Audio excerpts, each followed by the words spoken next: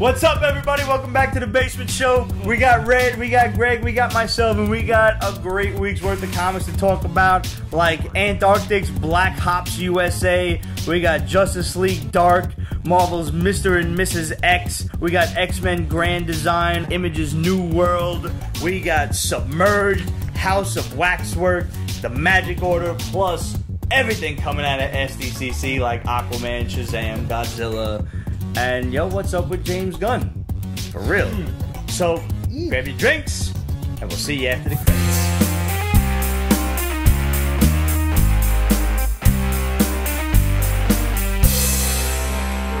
Let's give you the Thundercat picture you said, yeah. Thundercats picture. Hopefully not the reboot. No. God, I hope not.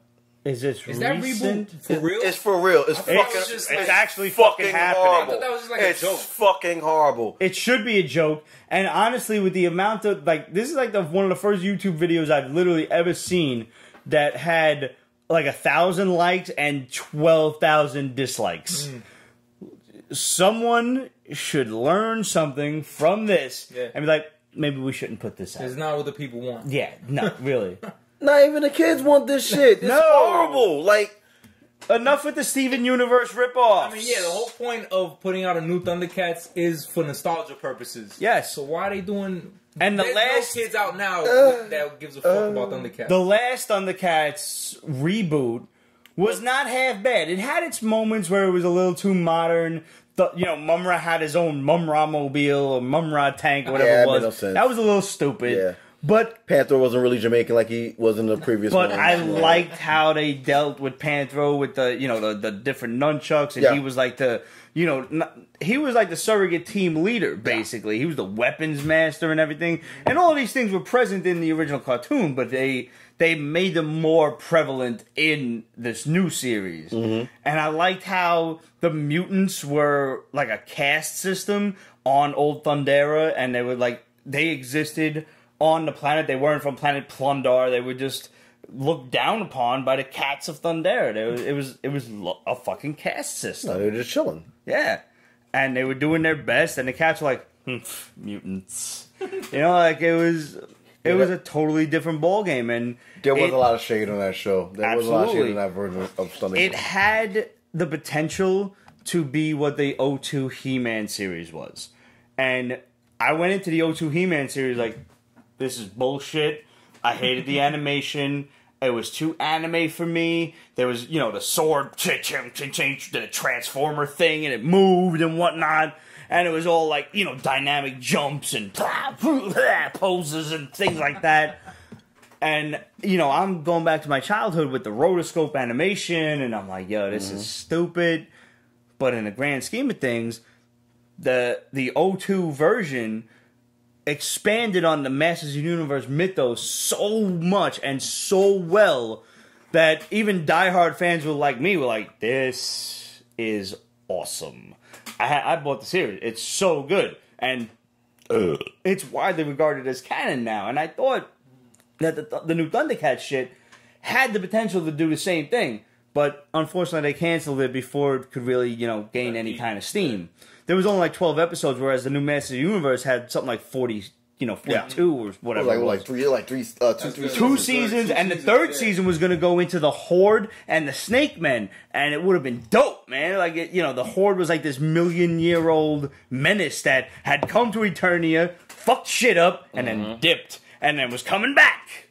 Like, they could have brought in She-Ra. The way they did with the Masters Universe comic from DC kind of, you know, delved into that the Horde was this, you know, galaxy-wide menace that had been there and left and was on its way back. And, you know, they stole Adora, made her into Dispara, this, you know, ridiculous Horde soldier kind of thing. It had a lot of potential. But now this Thundercats Roar thing, I mean, first of all, when you let a dude with a man bun dictate the concept of anything, you're already in the wrong. What channel is this going to be on? I don't even know. I think it's probably Cartoon Network or something. Yeah, Cartoon Network, Disney Channel. Cartoon Network. It's going to be the new Cartoon Network, and like, you just said something that struck a nerve with me. Man bun? No. The new She-Ra. I'm gonna say this: the new Shira is a disrespect to women everywhere. Shit. No, it's too girly, and I mean that in the most respect. Like, you see how they redid Voltron. You see how great that is. Yeah. Why the fuck you couldn't do that same animation for fucking Shira? Honestly, like, I had faith in DreamWorks because I was worried about Voltron. I love Voltron. I haven't watched season 6. I heard it was dope. Season 7's out in a month or less than a month? Next week. Yeah, next week? I think next week. I gotta get on this. No, dude, they are spitting those shits out like no really tomorrow. are. Like, they are making South it fucking Park right. numbers, yo. They just Literally, keep like for real. I believe it's the 7th. I believe it's season 7. Yeah. Yeah, I believe either August or August. It's been out for like 2 years, right? Then they but the first season to the second was a while. And then they realized, like, it's just getting top ratings, so they just start banging them out. Yeah, pumping them. I can only imagine there's, like, a taskmaster with a whip, like, yeah, you, battle speed, and at the animators and shit. They're like, oh. Meanwhile, Reed's not I don't like the character no more. Shut up. Oh, man. Ramming speed! Yeah! Like, she looks so bad and so disrespectful. Like... Why does Catra look like she's a friend of hers? Why does... I'm gonna say something that is gonna piss off probably at least a few people out there. I'll allow it. Why does Glimmer look like a fat dumpy bitch, though? Why does she look like she's 30 hanging out with 15-year-olds? What the fuck? And how? How are you gonna do She-Ra without He-Man first? And by the gods, I'm glad they didn't give this treatment to He-Man. It's inevitable. That's Cartoon Network too? No, that's Netflix. That's Netflix. Yeah. This is the same company that did Voltron, which is why I'm like, Voltron. How do you do one and then you do this? Netflix animation-wise has been pretty much on point. Fucking with Voltron, with fucking Troll, with Castlevania. Season 2 coming. That's coming out soon too. Yeah. Fucking what was that? Troll Hunters or what the fuck it is? I saw the movie Troll Hunters, but I'm not sure which is. So, I don't know about wait, that. Troll Hunters from the movie Trolls? Little Slappy? Make Daddy happy? No, not that one. No. Oh. I forget the name. But there's another show there. There's another show on fucking Netflix that DreamWorks did. Something with trolls involved, but it's really good. I can't remember the name of it. Right. Because I've been drinking. But. We've all been drinking. Yeah, of course. But just the shit. When I saw She-Ra, I'm like, no. And like, it made me so mad. So mad. I mean, I'm gonna give it the college try. Just 3 episodes. Give it a couple episodes. Let me see how the animation is. Let me see the transformation theme and everything. Let me see where the story goes. And maybe it'll be like a comic book. Maybe the story can save the art or whatever. The character design, I'm not happy with. I don't know. It's a modern world. Everything got to be Steven Universe, this and that, and I don't like it. I mean, like, but I love Steven Universe. I never watched it. Steven Universe is fun. It's basically Steven Universe is the most open book, open box, pansexual cartoon of all time. Like, they go all over the place. They're really, really blunt and really like smart with the way they handle things on the show, and it's great. Okay.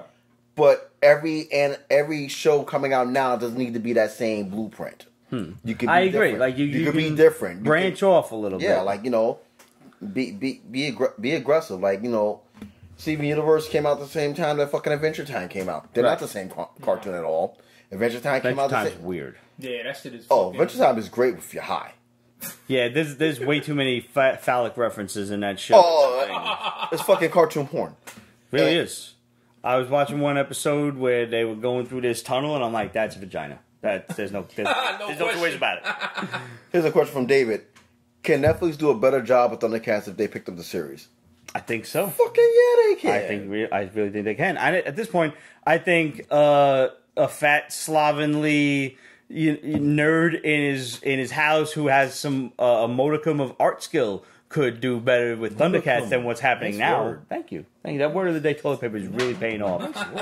But if you have not seen Trolls yet. The Pixar cartoon with the it's like little trolls.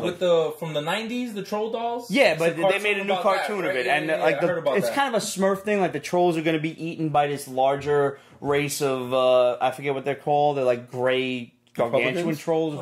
Sorry. Some Republicans. I'm sorry. Oh, but so the trolls are trying. My niece loves the shit, and I've seen this thing like about 3,500 times. Oh my god! And like between that and Moana, I don't know what I know the words to Moana's more. the shit. Yeah, Moana's awesome because it's The Rock, but I mean it's a great movie. Listen, but this shit like they climb into the outer macroverse, whatever, to get to go save their friends, and they meet this little cloud guy. And the cloud guy likes high fives. And this other, like, the main character is just like, no, not having it. And he's like, come on, give me a high five. And he's like, no. He's like, little slappy, make daddy happy. And it's a weird statement to have in a kid's cartoon. But my boy, not missing a beat, got a t-shirt with it on. It's like, little slappy, make daddy happy. Wow. It's just, like, when you say it out of context, it's gloriously horrifying. Alright, the name of the show was Troll Hunters on Netflix. Troll Hunters, alright. Did you ever see the movie Troll Hunters?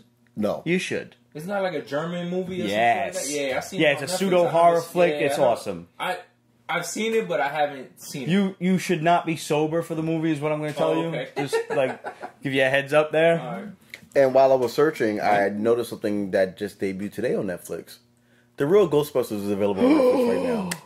Wait, that was back. That was there for a while, and now it's back. It's back. Good. It's back. It's back. I hate when they do that shit. They like lose a contract for something, and then it's like gone.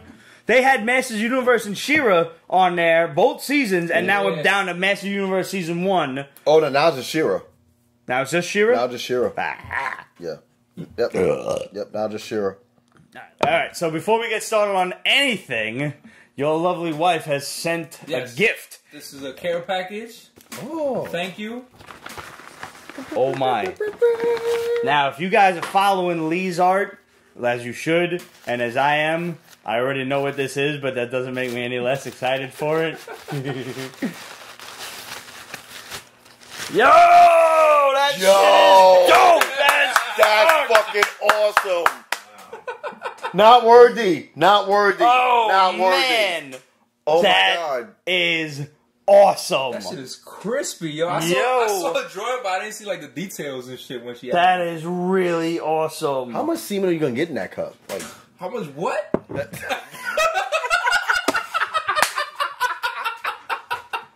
Way to disguise. That was good. That was good. Thank you. Well, we definitely gonna get some whiskey in this glass. I'm gonna be the first crazy bastard that puts whiskey in a beer glass. Nice. Yeah. Shit. Nice. Liz, thank you so One of the many reasons why much. you put a ring on it, brother. Good shit. This Good is shit. absolutely fantastic. Oh man. Here's the Virgin Ghost. Salute to you and to you gentlemen. Oh, good shit. Cheers. Right, I'm gonna do that one. Let the man pour.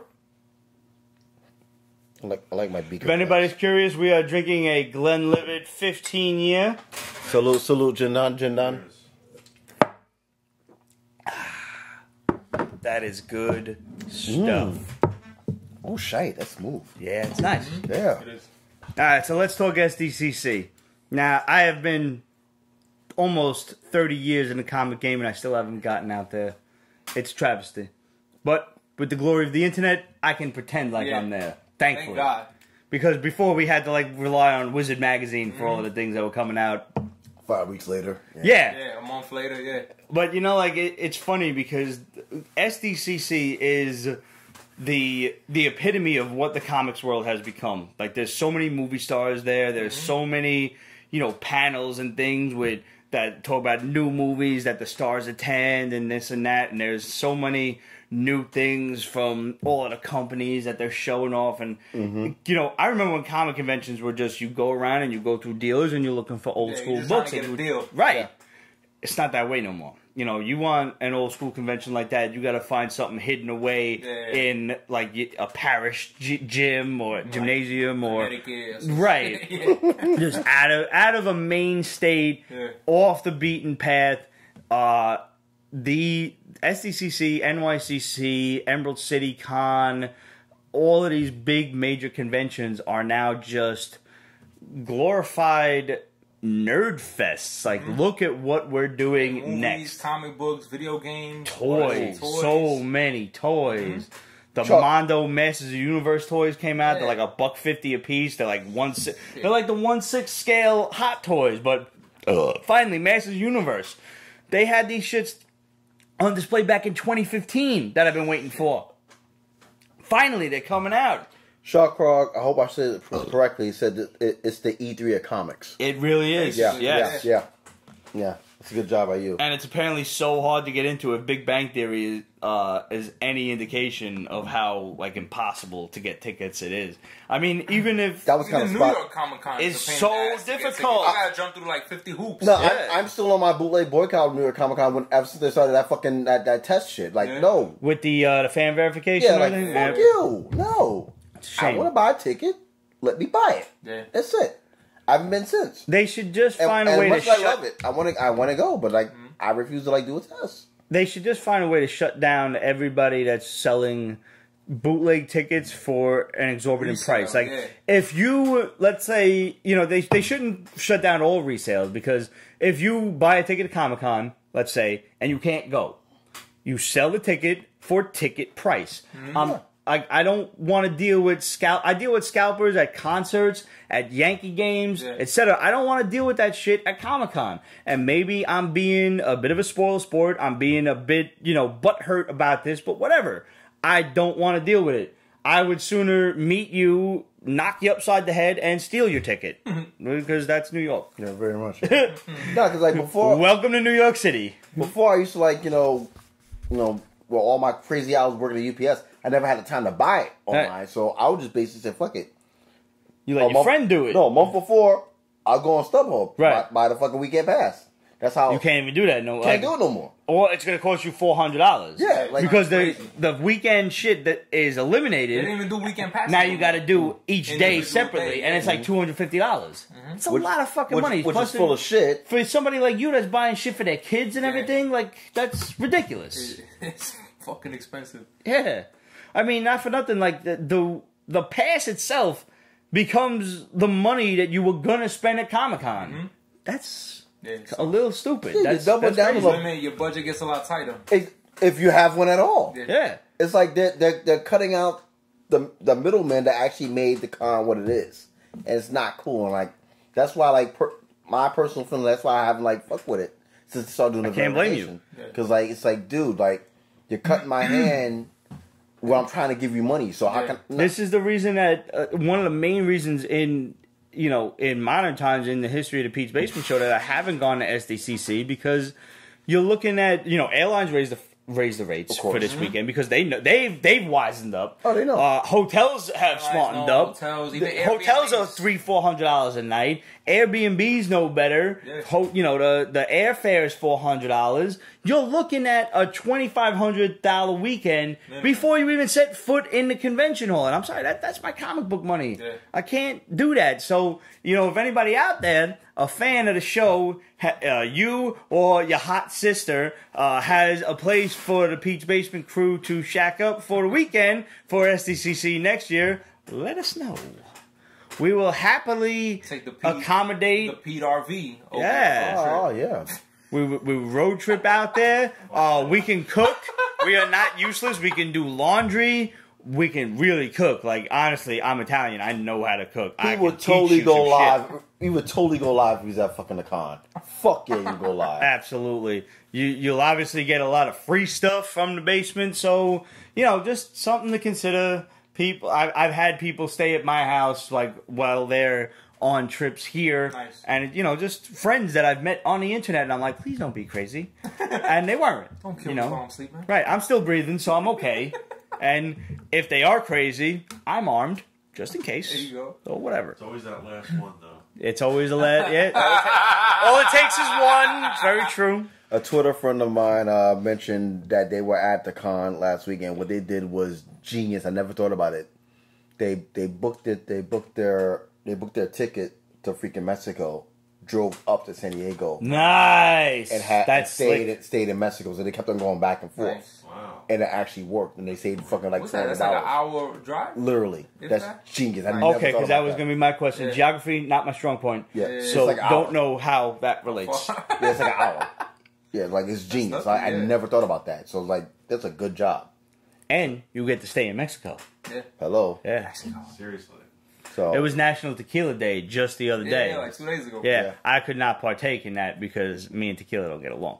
nah. I So have very dark thoughts. let's talk about the Aquaman trailer. Bro, I like it. A lot of people are shitting on it. I think it looks great. looks really Like they fucking. coming from the same vein of Ragnarok. Yeah. Like they're not taking it too serious. It looked like Warner Brothers got out of DC's way, and they're just letting them make these movies without too much interference. I think you hit on the head there, really, because like I think the top brass needs to get the hell out of their own way. Let them create that. Let them tell their story without what these fucking suits think should be in the movie. Right. Well, Make like- the movie, make it fun. It looks visually pretty. I mean, it looks really pretty. And I can only imagine that the CGI is not done yet. You're just seeing a couple of scenes that are finished. And if that's any indication, I'm good. I'm sold, you know? Sorry, Absolute. We will answer your question next week. So sorry, 'cause she has to go to sleep. No doubt. So sorry. Yeah, we on late tonight. No, I felt the same way about the trailer. See, my biggest beef with DC was that Warner Brothers, you own all your characters. They had the head There's start. no excuse for Why your shit fucking can't be good. miserable movies. No excuse. So that being said, when I saw the Aquaman trailer, you know, the first thing that popped on me, being just like as OCD as I am, was the color. They made it bright. Yes. Yeah, surprising. I thought it was gonna be dark, gloomy. Thank God. It would make sense for it to be dark and gloomy because it's fucking underwater. Right, and there's not a lot of But light the there. fact that it's so bright and colorful, it threw me off, but it looked good. Number two, obviously, was Momoa. You know, he is what he is. He's great, The man's man. Adonis. All right, fucking A. No, Number three- he's a good looking dude. He's Hey. fucking built like a brick shit house. And to boot, like his whole attitude that he brings to the character of Aquaman that you see in the trailer, like permission to come aboard. You know, like he's just laughing. Like he is that guy. I saw him at a convention. I think I told this story before, but I'm gonna tell it again.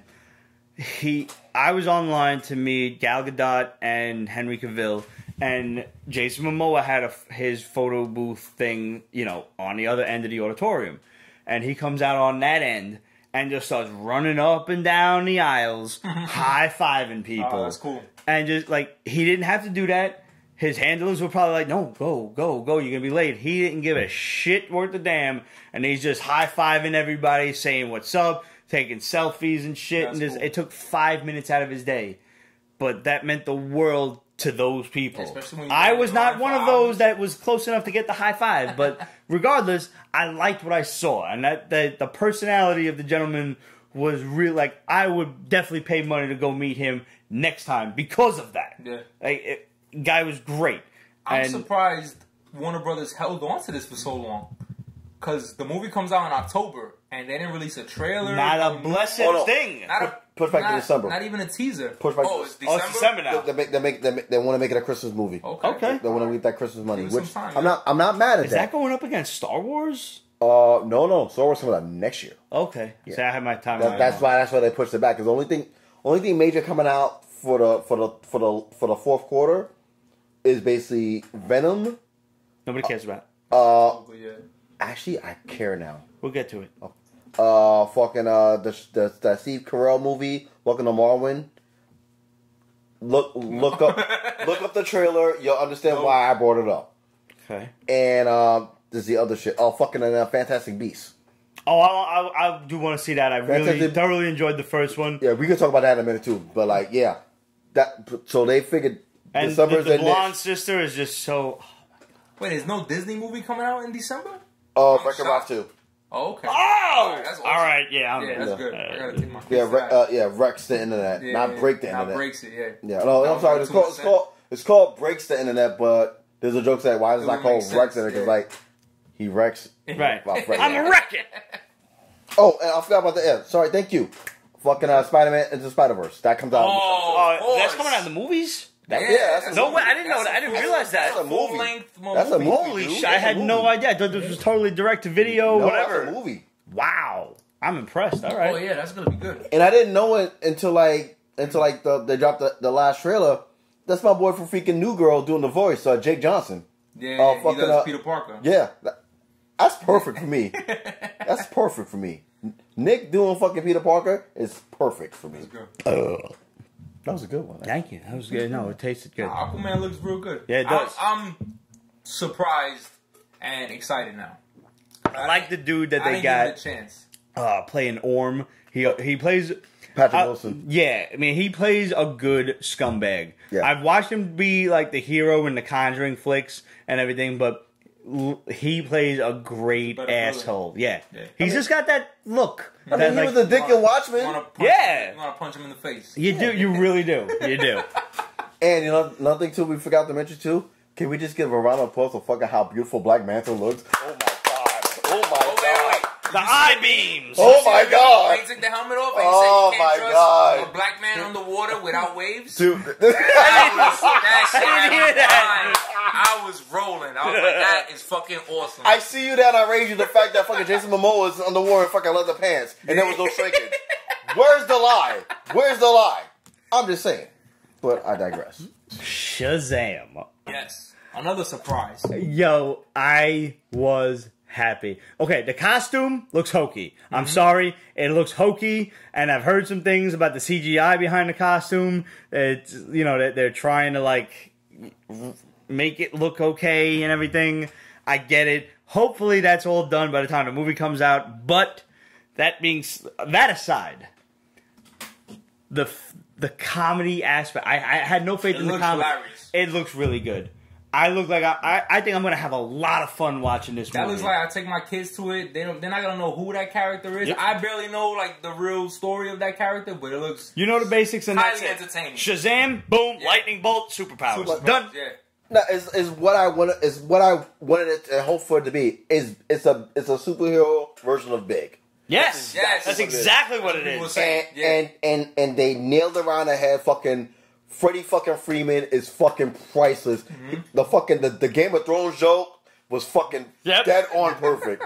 And like another thing that got me in the trailer. Like, oh, you're just a crippled orphan. What are you like? You have everything to live for. Whatever he said, I was like, oh man. You know the one thing that got me about the trailer that me being my OCD. The fucking Easter eggs galore that was in that shit. Like when they're talking in their room, you see the fucking newspaper clippings of fucking Superman Returns. Yeah. You see the newspaper clipping of fucking the battle on fucking Metropolis with fucking with Zod's ship and shit. All this shit. It's dope. He's wearing the Aquaman shirt. It centers it in the universe. But it doesn't have anything to do with anything else. Exactly. Which is what I'm like, they I should love be that. doing. They don't need to focus on like having everything intertwined. Like this, That's like, not their forte. But as long as it's in the universe, you know, and you good. get that little nerdy feeling, and that's you're good. Yeah. no, but I loved it. I enjoyed it very much. I was very giddy and happy. And I'll tell you this much: one of the biggest things I was nervous about with Shazam, and I'm not sure that Dr. Savannah can be a big enough villain for the movie. However, Mark Strong is dope, so I trust him. Yep. Like that's a case of the actor will make the villain regardless of who the villain is. I've said to myself when they first announced the shit, like, how can they do Shazam without Black Adam? Yeah. But given the nature of the movie, I think it would be a great juxtaposition of having the comedy of Shazam versus the seriousness of The Rock with Black Adam. Is The Rock gonna be in Shazam? He's not in it. He's not in it. Okay. Maybe But they left Easter eggs. Originally, he was supposed to be in it, yes. right? Okay. With a little bit of fingers crossed and a little bit of luck, maybe we cameo. have a little thing at the end, a little end hell credits yeah. teaser, whatever they call them now. Yeah.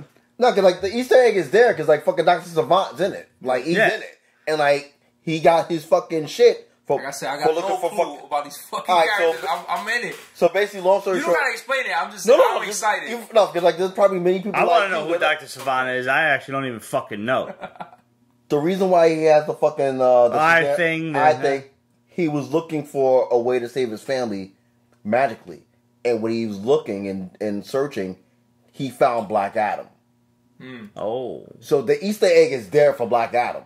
Okay. So they can either do it as a bootleg flashback but it's all there. But I honestly think like now looking at the trailer and everything, and props to Zachary Levi or Levy, however you say his name. Levy. Yeah. I love Chuck. Yes. I thought it was a great show, mostly because of Yvonne Strahovski. Yes. But I had a lot of fun with that, and I had my doubt, like, how good could this dude be? And I saw the trailer. It's great.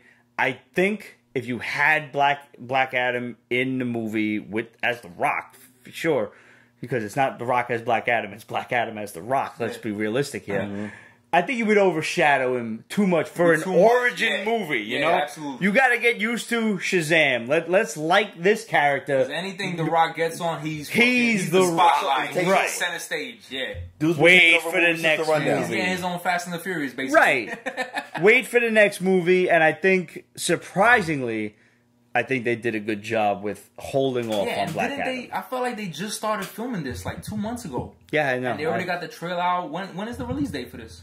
Sometime early 19, right? First quarter? From my understanding, first quarter, February, March. That's what I thought, yeah. That sound, they just need to keep it as is. They don't need to keep...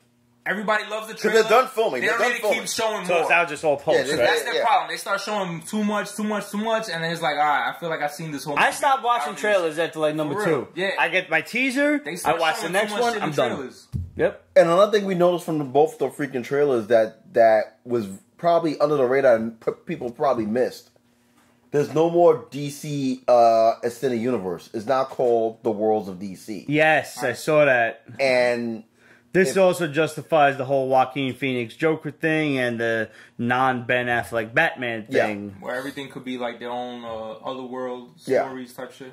Whenever happens, whenever. Mm-hmm. No, but it goes on to something that you was touching on for fucking eons ago, which you said first before everyone else did. They're really hitting fucking crisis. Oh yeah. I mean, if they have any brains in their head, they will. Because just the fact that you change it to Worlds of DC, like. We already knew what was going on, but now you're giving us a reason. You could have stitched everything together, and I know Flashpoint got delayed, but you could still stitch everything together with Flashpoint. Oh, Make your funny movies, have your fun, but at some point, I do think they need to stitch this together like Marvel does. I really do, and I'm not trying to be a Marvelite here, or a Marvel-phile or whatever, but I think the MCU's recipe for success works.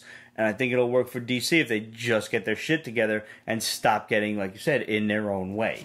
They have the answers to the test, but they still fail. Yep. This is the Marvel created the blueprint. They just had to follow it. Done. And they don't got to go through the hoops Marvel has to with Fox and Sony and all these other fucking studios. Because they own all that shit. Yeah. Even with Marvel not being at the con as they always are, DC would have won this without them being with them being there because of the hope and the beauty of Aquaman and freaking Shazam. No one expected it to be this good. No one thought it was going to be that great. It's true. And Shazam by far was one of the best trailers of the fucking con because like number one, no one saw it coming. Number two, it made every fanboy happy of the way they were going. Yep. Because they had only touched on fucking like the comics. They touched on fucking the Shazam for the new 52 with the hood. They touched on the Shazam for fucking Young Justice and fucking Justice League Unlimited. They put all that together in one movie.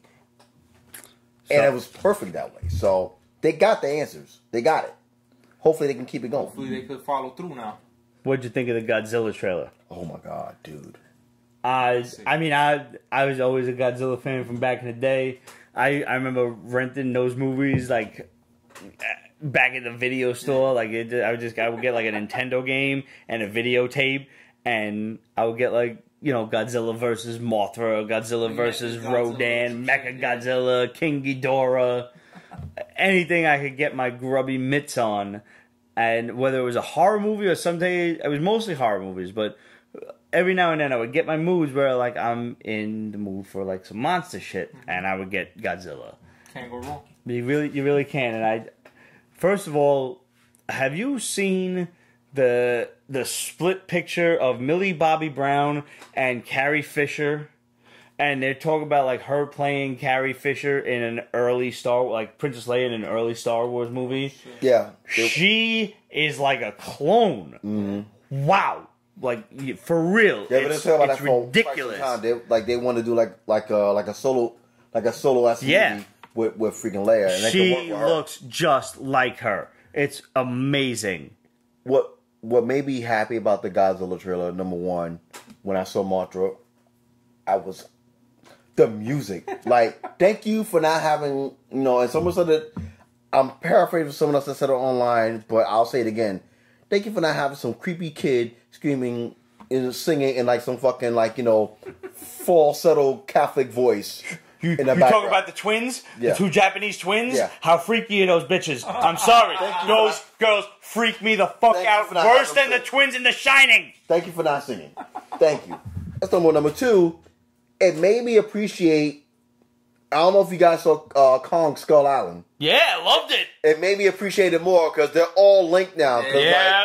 They definitely because they basically established the link with Monarch. Mm-hmm. And even without the link, I loved Skull Island. Yeah. But if you wait for the end scene, which by the way we had bombed for you guys way back. The Shadow had told us that this whole shit was connected. Yeah. Months before Kong even dropped, and then when it finally did, we thought it was going to be a big scene with the monsters themselves, but it turned out to be what it was, with just like some videotape and everything. But regardless, we were still on point with that. Yeah. No, you should take all the credit for that shit. I love Godzilla, man. I can't wait for this movie. Long live the king, and I know there's King Ghidorah, and that's probably going to be the big menace that they got to fight, three-headed dragon and shit. Oh, good job for getting him to say that in the fucking movie, Game of Thrones reference. Thank you so much. Well done. Yeah. And I mean, anything with, what's his name? Fuck. The Japanese dude. Oh, fuck. I know you're talking about. Yeah. Let them fight. That and, Coach from freaking out Friday Night Lights. Coach. Yeah. Good job. Always makes me happy to see him doing his thing. Little slappy. Make daddy happy. Another trailer that got me really happy too? Glass made me very happy. Oh, yeah. That was good. Yeah. Forgot about that one. Like, I'm like, and like, mind you, I think of M. Night Shyamalan as fucking the Nicolas Cage of directing.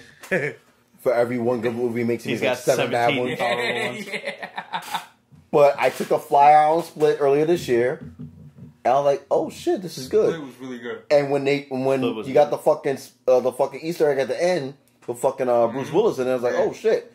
And then right after that, they announced they're doing the fucking Glass movie. I'm like, "Oh, okay." We were ahead of that too by about 5 months. Keep yourself tuned to the Peach Basement Show for all the pretty news. much. Yeah, I didn't even know that shit. Split was good. What's the fucking main actor's name in Split? What's his name? James McAvoy. He should have got a fucking Oscar Not for nothing, for real. Dude! Wait, because every time he got in the room, you could tell his mannerisms. You could tell he was really acting like 15 different people. No, Yeah. when he was the fucking the old chick, like Yeah, yo, it was crazy, man. He did a fucking amazing was good. job. But that trailer right there alone got me very happy and very giddy. You put Sarah Paulson into the mix, was like, that chick can do no fucking wrong. Any role she plays, she's a fucking, like, she just amazing. That's the girl from American Horror Story. American Horror Story, Live Studio 6 The Sunset Strip, so on so Ocean's 8. She's like, she does everything.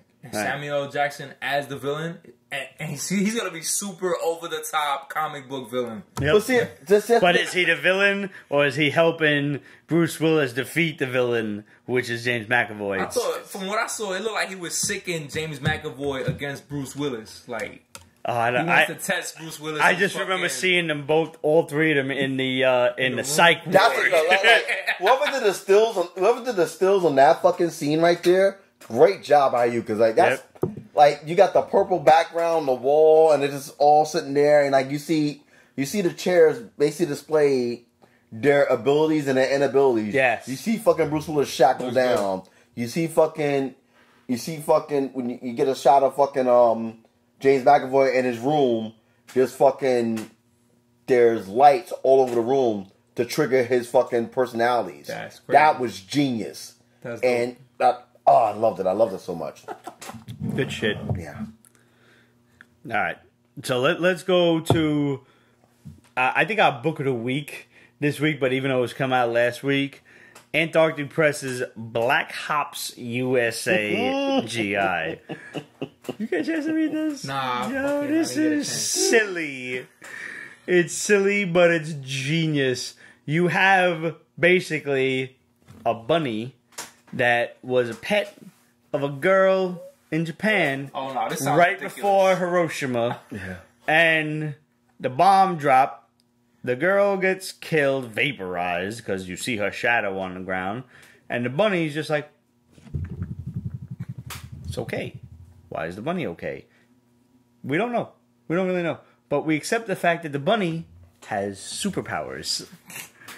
And the bunny is adopted by this American GI who, stormed fucking Okinawa or whatever. And brings the bunny home, raises him, and realizes that he's special, and the bunny becomes like a Black Ops soldier. It's like Hellboy almost. Yeah, that's exactly what it is. If Hellboy was a bunny, that's what You this said is. Hellboy, you know what I was thinking about? I was thinking about fucking Chicken Boo from fucking Animaniacs. Chicken Boo! That's the... Or fucking, what's it? Oh, God, the rooster from Chew? Oh, yes, God. yes. Shit, that's what this is. And it's genius. I'm like, I'm reading it today, I'm like, you know what? I think I've read everything. I'm just gonna read this. I'm gonna take a flyer on it. And I'm like, oh my god, this is fucking awesome. Poyo! It's Agent Poyo, that's right. It's like. Did you read Chew? Nah. Oh man, you I remember you was talking about. Yeah, it. don't sleep on that. It's so good. Agent Poyo. Yeah, he's fucking wild. He's just a murderous chicken. It's crazy. When the bunny got to fucking when he was on the last mission, and I think it was like a dog or something was chasing him or some shit, and like the dog killed himself, and then like there's another like secret agent animal like they give each other the heads up like, and then the bunny goes and do his own shit. I'm like, what? It's so like, I like when the soldier like he visits the family farm where this bunny's like been retired for X number of years, because by the way it's living for like I don't know 60, 70 years. It's still alive. And he's telling him, like, your country needs you. And the bunny's just, like sitting on a log, just, being a bunny and shit. And all of a sudden, the soldier's like, well, what are you going to do? And the bunny, like, looks up, like, and all of a sudden, it's got, like, the eye makeup and shit on. Like you could just sense the 80s, like, the music, the background changes, American flag blowing and shit, machine guns shooting. that same scene. I forgot. I just remember this time. He said something to the bunny, and the bunny looked at him like, and the general's like, I don't understand what you're saying, but I know I'm being mocked. Yes, yeah. That was fucking priceless. He's talking to the bird, and they just have little like screwball, like emoticon kind of things. Oh man, this is. I did not think I was gonna have this much fun reading this. Off the wall. It's so off the wall, I didn't expect this shit at all. Like, it's good. so well drawn. The Yeah. bunny is so cute looking. Like, you just want to go to Petland and bring home a pet rabbit. He stays the size of a rabbit. It's a rabbit. Yeah, it's So just like a rabbit. full-grown, like, fucking, It's a rabbit that has a fucking mutant. bag on his back that has a grenade in it. And don't forget, he's got super rabbit kicks, because they send vampire deer after him. By the way, Yeah, these are what? real. Yeah, These yeah, are yeah, these yeah. are fucking Yeah. real. They're I don't know what the fuck they That go. was that picture in the group chat? They're Yeah, fucking real? I was yeah, like, no, what the fuck is this? deer with fangs. They're deer with vampire fangs. They're fucking deer, and the fangs stop here. Like saber they tooth are, deer? they're fucking Yeah, real. literally. They're fucking real. They're fucking real. And the bunny be like, and you see the deer like, he's flying off the screen. Like, I'm gonna tell you right now, this sounds batshit crazy. It is. Yeah. But it's so fun. It's so fun. And it's concluded next issue. So how do you go wrong spending $6 or $8, whatever it was, two Yeah. issues, Oh, that's awesome. and you're good. Get in, get And out. I hope that there's like more sequels, but at this point, it'll just be the 2 issues. Probably see how the story does with the general public, and with us being the general public, I encourage you, get out there and get yourself Black H.O.P.S USAGI, because it's just so great. It's heartwarming, it's fun, it's funny, it's everything you need to just feel better about life. So fucking good. So hop to it on that book. Nice. Fuck yeah, dude. I waited so long for No, that. you did. You Had that shit you ready, dropped it at yo. the right moment too. You did. I couldn't help it. I had to drop a pellet to get it there. No, you did good. You did good. Good. Hey, you just land that. Just let. The second one. He dropped the pellet. Oh, please, man, late, yo. You're I right. was a little drunk. I was What a little happens drunk. when you're drinking fucking whiskey out of a Fucking giant mug? mug worth of. Courtesy of Lee's Art. I bet you I could get a whole bottle in there. Yeah, the rest of that won't even fill this up. I don't even want to I don't want to deprive you guys. That's why. That's for you guys. Thank Sure. you. Pour yourself some. You know, yeah, I'll take some more of that. Yeah. Okay. All right, so we got Justice League Dark. Yes. Now, I actually like this book. I did too. I like the addition of Wonder Woman running around because she's always kind of got that 1 foot in, the magical era. Mm-hmm.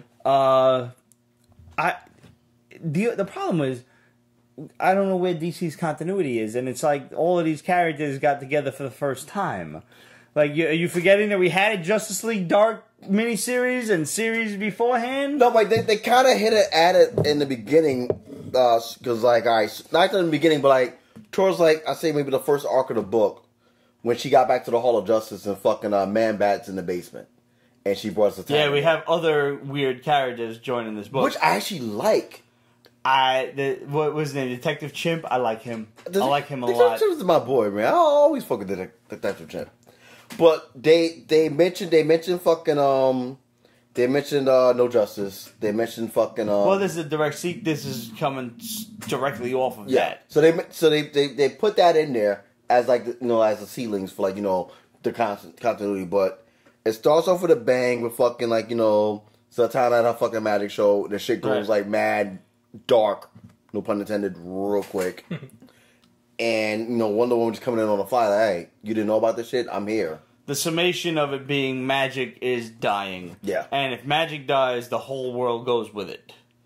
So there we are. Now we got to team up with Swamp Thing, and we got to figure things out. Swamp Thing, Constantine. She gets a message from her father. Mm-hmm. That was a pretty cool scene. That was awesome.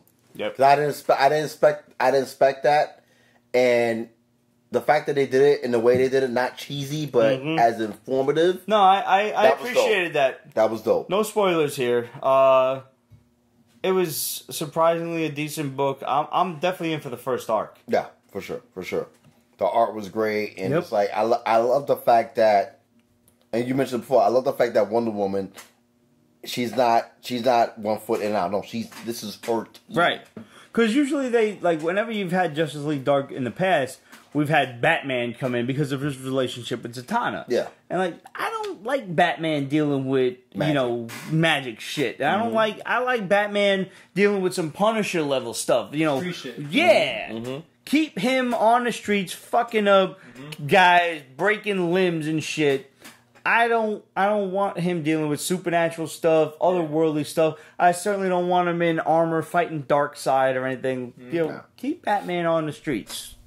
No, I enjoyed this book too, and what really made me happy about it is, like I said, it has so much potential to go. I'm looking forward to a lot of guest stars. We haven't had Constantine in it yet, and he's almost a main. No, he was there for a hot second. For a millisecond, but let's get him in this. We need Etrigan. I think he's always been a favorite of mine.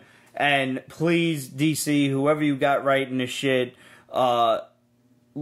James Tinian the Fourth. Yeah. Well done on the name, first of all. Because you like Tyrion fucking Lannister and shit. Yeah. Please, if you're going to write the demon, take the time, rhyme your words, sir. Nice. All I'm going to say, I like when the demon rhymes. He ain't Roadblock, the demon rhymes, and that's what it does. Roadblock didn't have to rhyme. That was weird and racist for the 80s. But the demon has to rhyme. I also wouldn't mind seeing the Creeper in this bad boy. I would like to. Yeah, I agree. But I agree. See, I mentioned the Creeper right now, and one of the books that I read this week was fucking Doomsday Clock, and I need to know what Doomsday Clock is fucking me up DC wise. Like, yeah, I don't even. I'm not. I'm I behind don't know the on time it. frame. Like 4 or 5 issues. I have no idea what's going on. the time frame is fucking me up, so I don't know if you.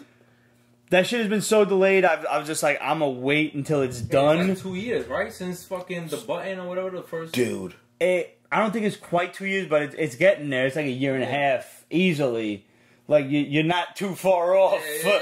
it's like it's like I don't want to throw shade on him, but I have to ask a personal question: Is it bad luck of books that Gary Frank does that the books are delayed, or is it Gary Frank? I don't know, man. His art is great, so I could wait, but at the same time, I don't know. Because remember when Gary Frank was his on Superman shit wasn't delayed. It wasn't delayed at all, right? But the other shit he did was delayed. I'm like, I guarantee you, it comes from the writing, and not just, let's not blame the writer, but let's blame the editorial staff who are coming in nitpicking this and that. Now you got to change this, change that, change this, change that. And yeah, I could be okay with that. I mean, I'm not okay with it per se, but I would blame them before I went and blamed one of the immediate creative team. Yeah, these are the assholes behind the scenes that you don't see and you don't get to yell at. Very true. And it's unfortunate that the artist and the writer basically take the blame for everything. But as far as magical beings go in this, I would love to see the Question. I really like the Phantom Stranger. He's one of my guys. The original Question or Renee Montoya? Either one is fine. Yeah, I like both. Big fan of the Phantom Stranger. I would like to see the Spectre show up. Well, I was very happy to see fucking Clarion the Boy Wonder in this bad boy. Yeah, that was out of the blue. Yeah, and he's a dick, so I was like, yes, good job. I'm all about seeing magic dicks with magic. What? Magical dicks. That sounded I mean, hey, Pete's Basement, magical dicks. Yes. I've been drinking. Sorry. Let me tell you right now, if I had a magical dick, I'd be walking around with that motherfucker in a shopping cart. This would be a fucking wand. I gotta push it. Sorry, I'm Jamaican. Hey, you guys liked Images: The New World. I didn't get to read this yet. Yes, I did. What's up with this? Futuristic. Was it 5 nuclear bombs go off in the U.S.? Mm-hmm. It looked like New York, D.C., Atlanta, Houston, and Seattle. It's always New York. It's like 2050 something, 2060. Yeah. Dunzo. Read the whole United States is divided into like 5 different factions now. And the story takes place mostly in New California. Which is like super futuristic, and it's like what was the name of that movie? Arnold Schwarzenegger, where he's killing people on TV? Running Man. It's like that, where people are watching basically assassins kill criminals for entertainment. But then you have a star of the show. She refuses to kill you. You get to vote like American Idol, where she captures the criminal, and it's like, all right, it's time. Oh, that's cool. Vote live to see whether he lives or dies. Mm-hmm. And it looks like no matter what the choice is, she never kills him, regardless. Even though she's like the top tier athlete or a superstar, she keeps that title because she's the granddaughter of the president in this world. So she has like basically the hookup that nothing bad is going to happen to her. She's always going to be looked out for. And while we watching this play out, there's like a hacker that sneaks in. I guess he's trying to become an athlete or assassin.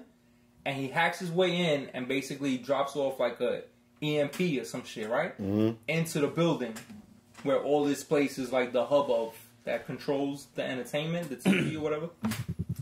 Blows shit up, leaves. They track him down. They try to find out who he is. How he snuck into the building. He fucking faked his fingerprints. He had like a digital mask on. But somehow he entered like a blind spot. That's how they were able to track him. They were only able to get like a facial recognition off of the guy that was with him the whole time. Okay. So that's what they based it off. So now they have like a fucking APB out for this guy only by what he looks like. She's spoiled. Because she knows her grandfather's the president. She could get away with anything.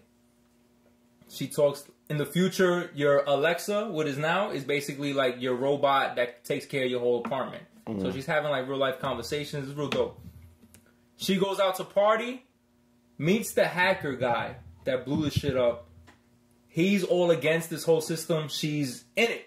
Right. So it's like a fake Romeo and Juliet. They link up, they meet, they bone in the club. They go their separate ways. They had a great time. They loving it. They wake up all happy. They singing in the shower and shit. And then it wraps up with, she's like, all right, time to go to work. Who's the next assignment? Him. He's the assignment. Oh, shit. And he's watching it with his dad that he doesn't get along with. He's at his dad's house. He don't get along with his dad. And he's watching it. He's like, why are you watching this shit? This is bullshit. You shouldn't be watching this. And his dad's like, just don't worry about it, Junior. Just sit down, watch it for a little bit, then go on about your business. And when he's watching it, they're showing her getting her next assignment, and it's his face. And he's like, holy fuck, I know her. I just fucked her. And now I know she's coming after me. Shit. To try to kill me. Like, all right. Nah, it was fucking... That's a seriously fucked up Romeo and Juliet shit. And they purposely team her up with the number one guy who kills everybody who he can. So it's like they purposely did that shit. Like the grandfather found out she was with the guy because he got like some contact lenses that monitor, that records everything. It's sick. It was dope. The art was fucking beautiful. The art was dope. Yeah. Like, oh my goodness. And I mean, I love the panels and like you like fucking just like definitely get a bullpen of the whole fucking book. And I try to breeze, hit the no, points. and I love that because like you hit everything on the head, and just like the conflict that she had after they first fucking like, oh shit, really? I actually like the dude. Yeah. Because they woke up the next day all happy and shit. Because they both like real mood. Like early on in the comic, they're like real moody. They're real good sex will do that for you. He would help you out a little bit. You would lose a little tension. Yeah. I mean, you would have thought it was a fucking Beyonce video the way how happy they were and shit. It was fucking great. Oh yeah, they were in the club dancing. It was like that whole panel with just them like from them dancing in a crowd to them linking up and then like them getting real intimate within the crowd and then sneaking off to the bathroom and the fucking the club bathroom. This shit was dope. And another OCD thing that I loved about this book was like as you turn the page shit, you just get the one byline writer. Next byline. Yeah. A lot of art, not very wordy. Yeah. Not a lot of talking, even though the book was like 50 pages. Yeah.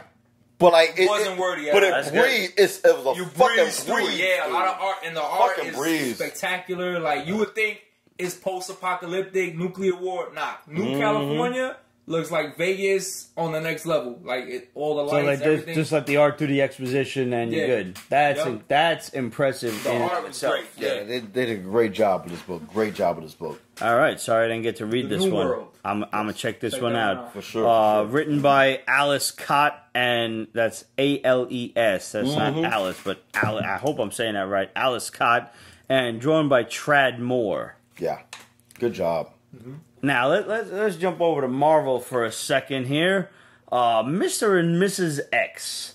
Now, okay, for any '90s kid, the wedding of Gambit and Rogue should be like the be-all, end-all of nerddom, pretty much. I mean, we were all rooting for them in the X-Men cartoon. Let's be realistic here. Everybody wants to see a happy ending. Everybody loves a good romance. It's been 20 years since then, since the Jim Lee X-Men era. And almost 30. Yeah, almost. It's getting there. It's almost 30. Right, but we're 2 years away you from the shut 90s your whore mouth. Being 30 years ago. Shut your whore mouth.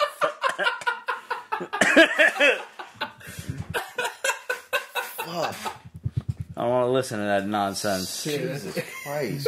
That shit happened in 91, so we got 91, 01, 11. Yeah, we almost at 30, so we had like 28 years. Shut up, dude. What the fuck? That's upsetting. Hurts. I gotta take a moment and reevaluate my You gotta take a moment, shit. I'm like fucking 10 seconds away from fucking being 44. All right, what time is it? And like you fucking, it's less than a minute, yo.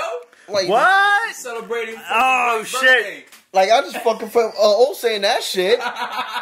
30 years. Wait, where's your time? It's 11:59. Yeah. It's 11:59. We're gonna wait. We're just gonna wait. Oh, well, there's a first text. I know who it was. I know who it is. Oh, somebody's early. Tell them they early. No, not Texts yet. are No, rolling in. that was Babe saying They got where the she head was. start. You ever see that meme, like the little stick figure, like, it begins. Hey. Birthday to you. Happy birthday to you. Happy birthday, dear Gregory.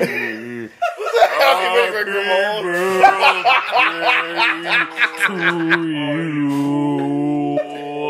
to you. Thank you. I'm guessing that's a Monty Python reference. Yes, it is. I fucking knew it. I was just singing. Nah, y'all was on the same tone and everything. This is your birthday song. It isn't very long. That's the end of the song.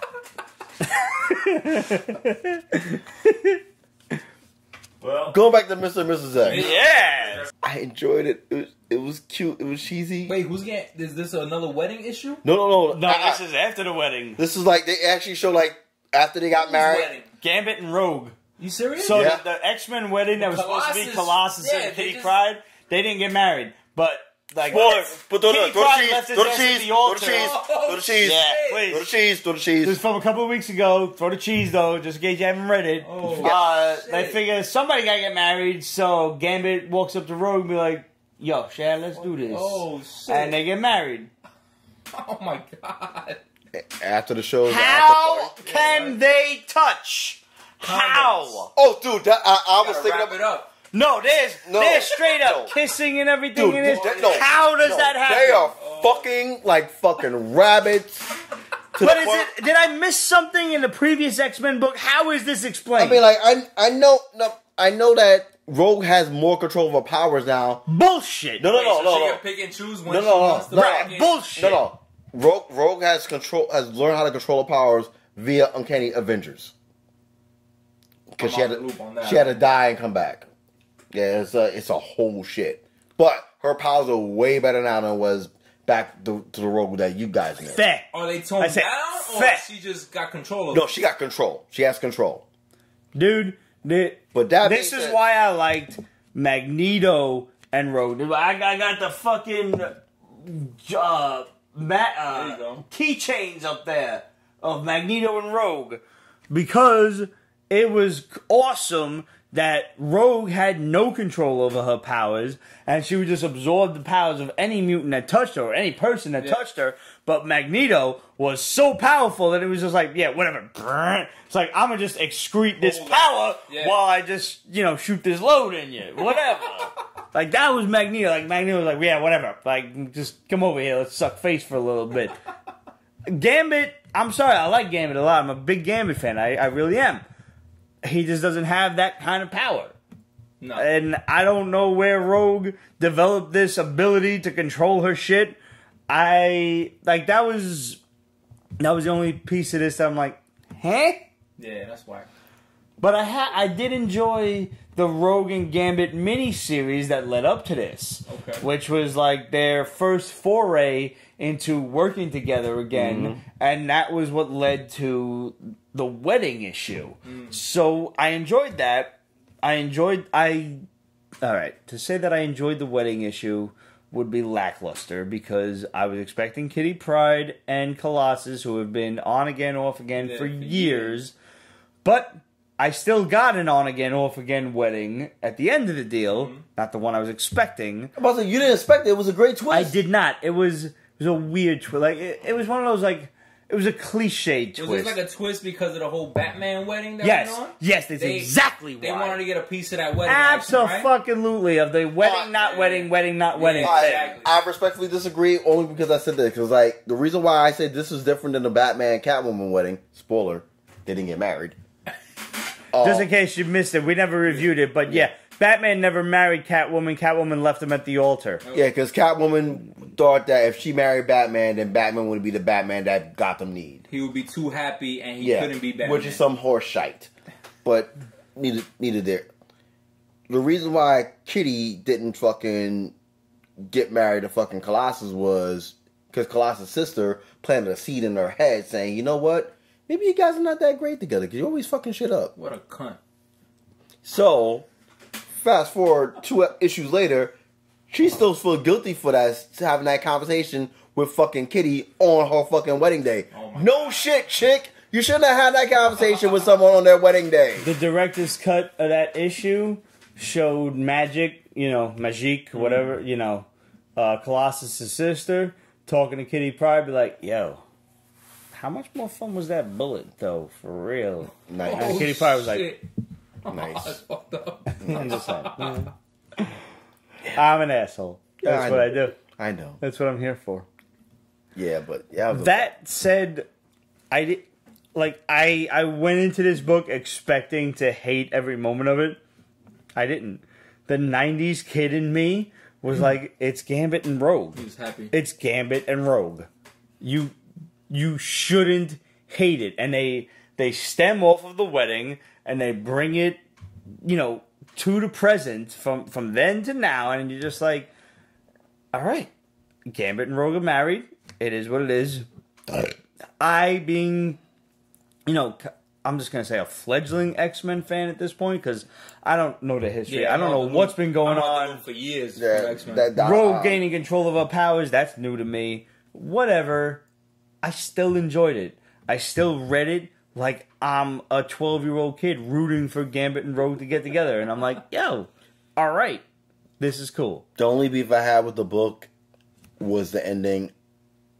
But it's the first issue. It's got to have like one of them weird endings. Yeah, but like, all right, Deadpool's becoming the Wolverine of this generation. Yeah, I know. He's in too many goddamn books. He just shows up out of nowhere. It is what it is. Like, is this going to be the ongoing series? It's ongoing now. Yeah, it's an ongoing series. Oh, shit. So ongoing series. But I mean, it's Marvel, so take it with a grain of salt. Long.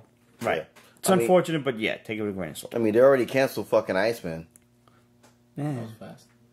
It shouldn't have been. It never should have been. I'm sorry. It Should have never been. should have been. Iceman tried. is a great supporting cast member. Yeah.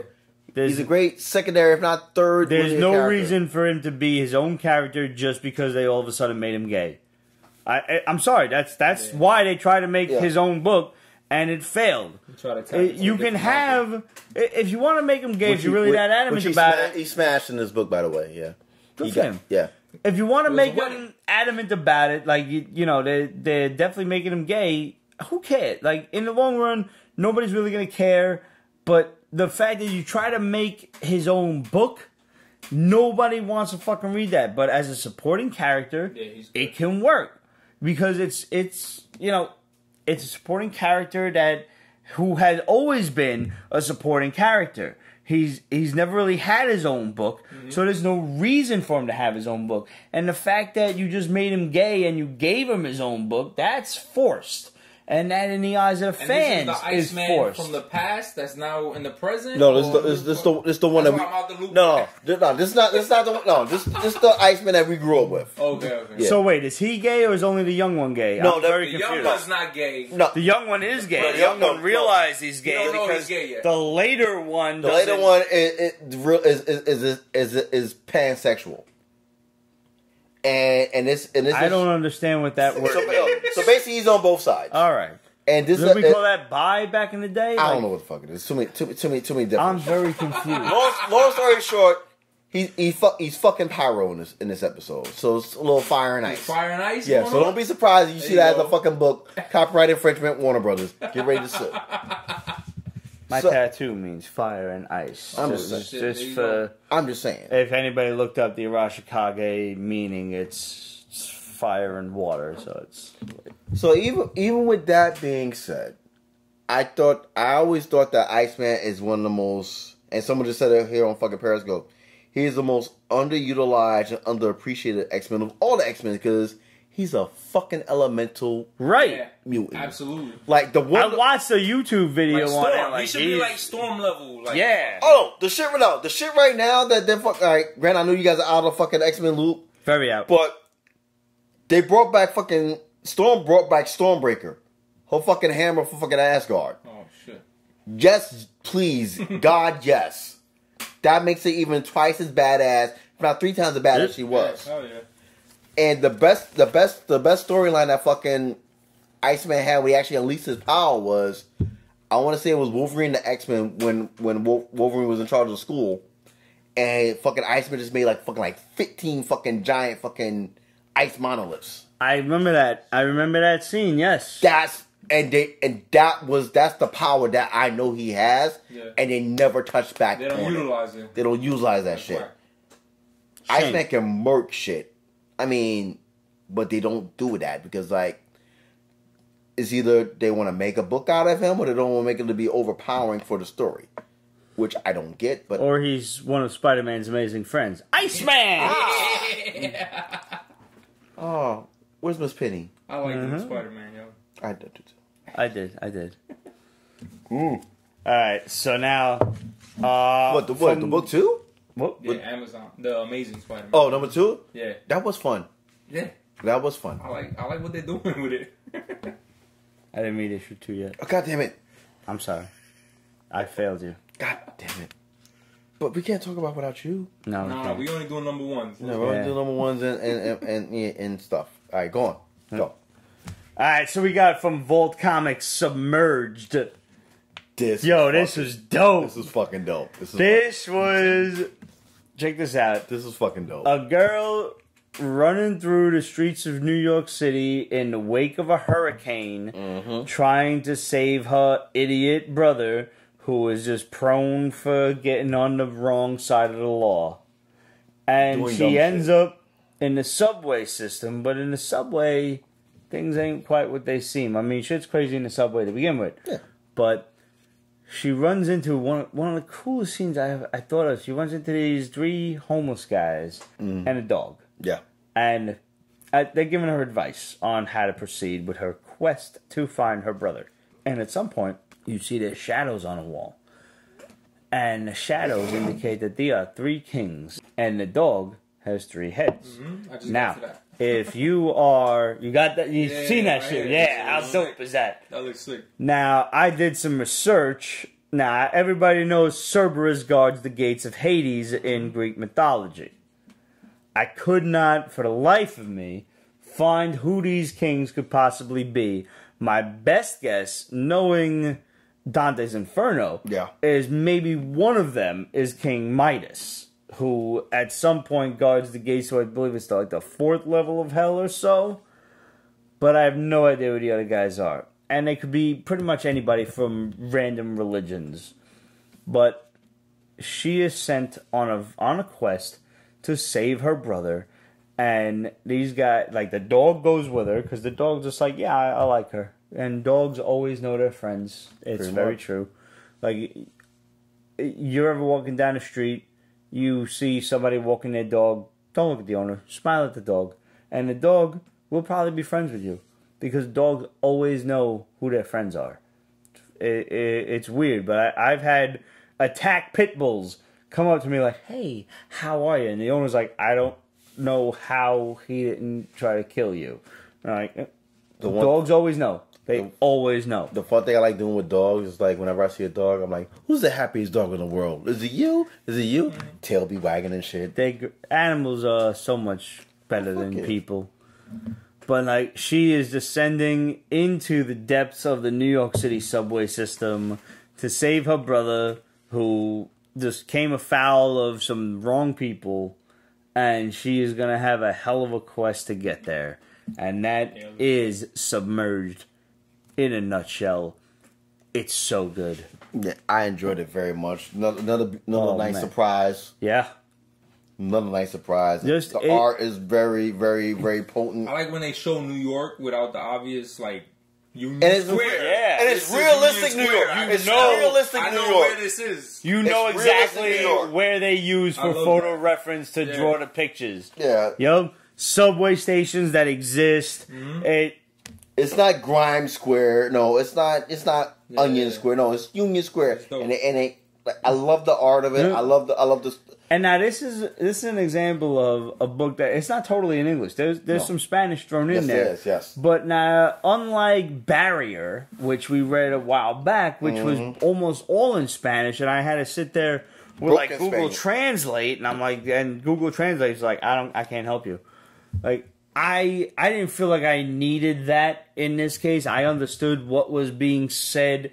If I really wanted to, I translated a couple of little sentences between like the mother and the daughter, you know, in regards to protecting the brother. And, you know, this is her duty. This is your little brother. You have to save him, help him, protect him, etc.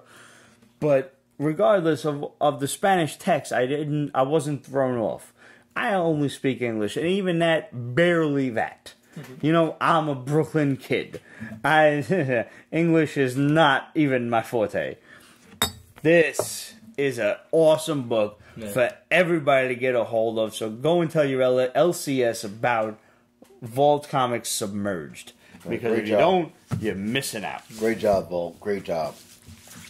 Alright, so House of Wax from Waxworks Comics. Now, I'm sure all of you slept on this one. This is... I missed this. Yeah, this is like one of those horror books that happen to catch old Pete's attention. And it opens up with like a Crypt Keeper-esque director. And he's like telling everybody... Get ready for fucking this ride I'm about to tell you. It's like, you're interrupting me and this and that. I'm I telling like my that story. director. I like that Director. Good job. Classic. Good job. So now you turn the page and you're greeted with this occult slumber party movie poster, and this looks like a legit ass movie poster. Yeah. Like, tell me no. Like, you waiting to get this shit on Netflix DVD or on streaming or something. But it's actually the title page to the story. Wow. Yeah. Oh, that's and awesome. that shit happens twice with something that I can only imagine is inspired by John Carpenter's The Fog from the early 80s. We have a lighthouse keeper. Oh, shit. Y'all is this a book about short stories? This like, is short stories. Nice. This is Tales from the Crypt. That's short stories That's awesome. with fucked up shit happening to each of the characters. And, you know, at some point, maybe they get a little predictable. Maybe you figure out what's going on, but who cares, because it's Tales from the Crypt. And if if you're reading one of them 50s style stories and you can't figure out what's going on, you should probably get your storybook, merit badge checked.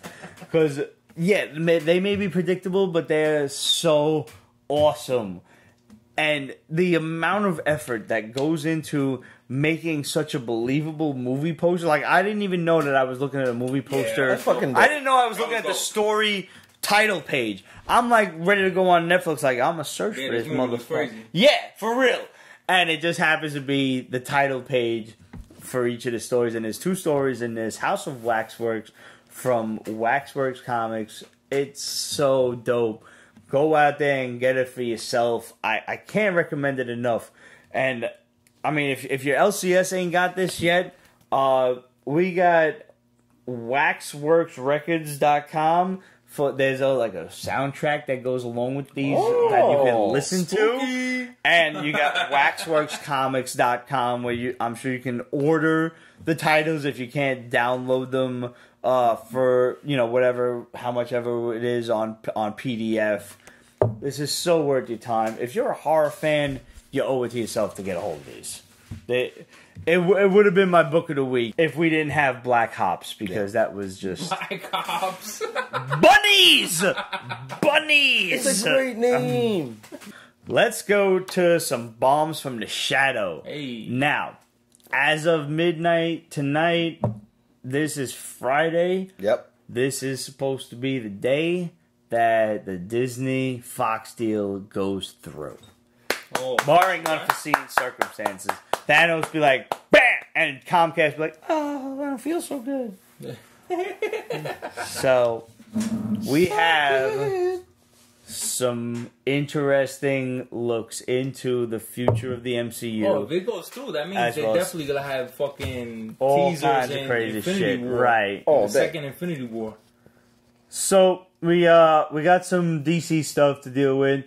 There will be a Justice League sequel, surprisingly. Wow. But they're going to build up to it, tentatively, called Justice, from the Alex Ross comic.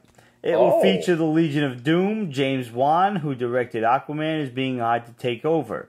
So, don't expect that to come to fruition for quite a number of years.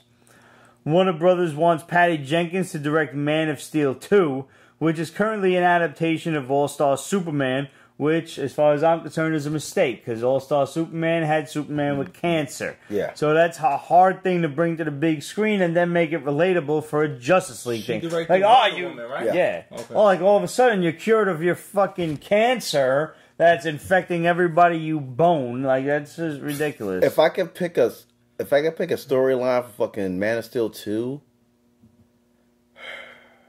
shit. The Gary Frank Brainiac shit? How about we bring Brainiac out, in? yo. I'm tired of Luthor. It's the same shit. Or Bizarro or Something something. different, yeah. Bring He Bizarro has a lot in. of dope villains. I don't know why they don't fucking use them. Brainiac or Toy Man? I would love to. I would love to see Toy Man in the Toyman could be like an opening villain. Like, I can't see him being the end all. villain. You know? All right, okay, fair enough. You know, like, have him give him 2. Oh, you know what? I take it back. You know what I would love to see? I could do with a whole movie of Parasite. Yeah. All right. I could do Parasite. I could do Parasite. Yes. If you don't want to get too, into the mythos and you just want to keep it simple Superman, Parasite's fine. Yeah. I agree. I could do that.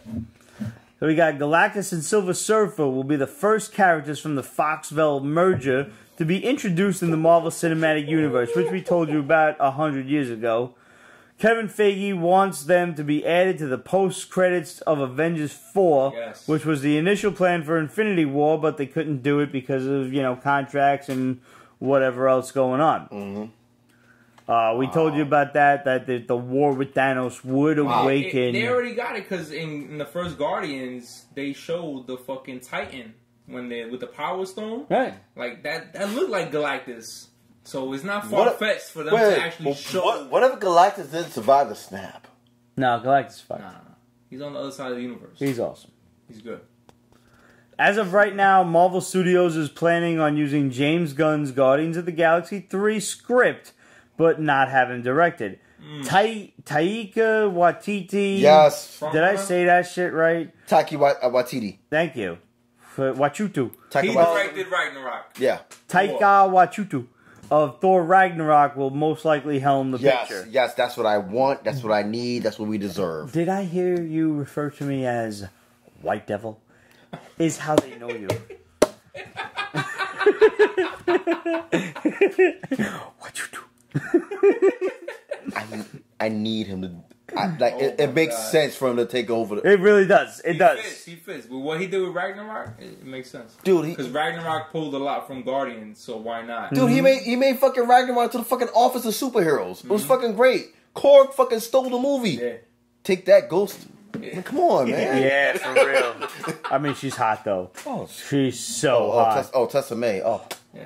Oh man. Which I know she survived the snap, but she's that fine. Yeah. She survived Yeah, the you snap. can't have eyes like that and not survive. Thanos be like, no, take that back.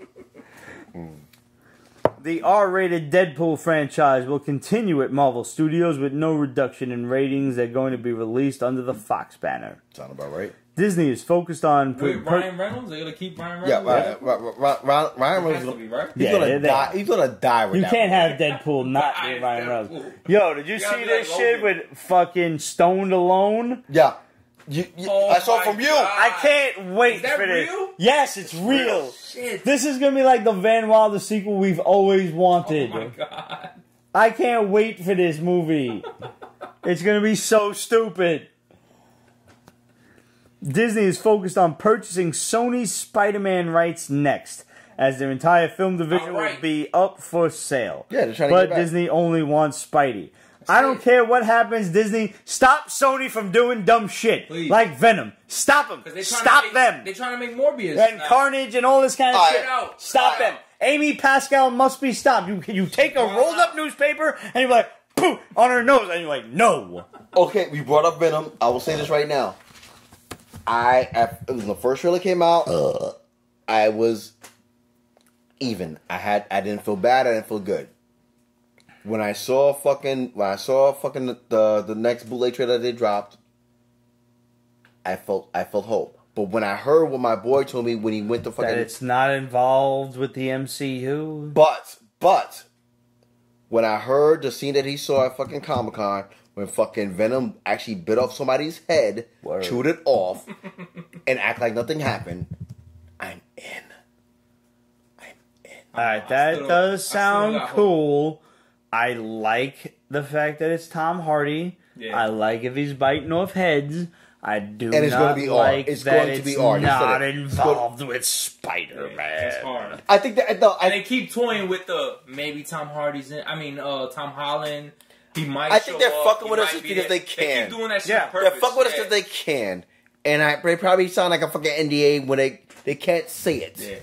But True. I'm like pretty And they sure. announced, who was it? The Riot is the villain, which I'm okay with as long as it's not Carnage. I don't want Not to see Carnage yet. Woody Harrelson's supposed to be. be Carnage, but in the next film, and hopefully that never happens. No, So but we'll see what happens. Riots in it and Riots in it and the other jump off. See, that's a movie I'm gonna purposely wait for the second weekend to see, just so they don't get that big jump. And they're Right. like, nah, we're gonna make a sequel. Fuck Disney. Right, because they don't want the they don't money want from it. yeah, They are man. not getting. Well, nothing. I'm with you. I have to see it opening weekends. I made a bet with somebody, so I have to. Yeah, I'm with you. I only finally saw Ant-Man this past week. I did too, and I enjoyed it. It was very I fun. enjoyed it immensely. It was very fun. A crossover between The Gifted and Marvel's Agents of S.H.I.E.L.D. is being planned. Good. RDJ will have one last Iron Man movie featuring Doctor Doom and the real Mandarin as villains. Tony Stark will then take a supporting role minus the armor as he retires from superheroics to be a father and a husband. The Ironheart movie... Yeah, well, remember... I know, in the last one he was trying to fucking... The Ironheart movie will have Shuri carrying his legacy. So, if you're out there investing, probably a good time to go pick up her first appearance. Sounds to reason because Shuri, Williams? yeah. And I mean... And they already build her up as a fucking genius. and we, so not for it works nothing, out. we all like her character. Yeah, she's awesome. I think she's Plus, great. we know both her and her mom survived the snaps. Right. Yeah. What's it? Angela Bassett said so. Yeah, yeah. Yes. Like, I am totally for a Riri movie if Shuri is Iron Man. Yeah. I like her they already character. set her up in Black Panther. She's Yeah. going to be based out of California because she's going to be running that organization in Compton. No, She's a funny character. She's good. Riri and Shuri could both be in a movie and it'll be great. I'm all for it. Cause like, we're fucking, T'Challa not surviving a snap. There's gonna have to be a Black Panther involved. Well, he'll be back. He'll be back. No, he'll be back, but while That he's first Black gone, Panther made, like, too much Shuri's gonna have to take over. No, I don't think so. I think it would be Oyoke before her. I think she'll focus on the Iron Man shit. Yeah. I don't know. I think there's three things I'm hoping for in the next 2 movies from Marvel. So she survived the snap. Yep. Yeah. So she definitely has to have a conversation with Tony Stark in the next movie. They Guaranteed. have to. Yeah. No They question. have to. I No agree. question. No question. The 2 things I'm hoping for, in between Captain Marvel and fucking the next Avengers movie is this: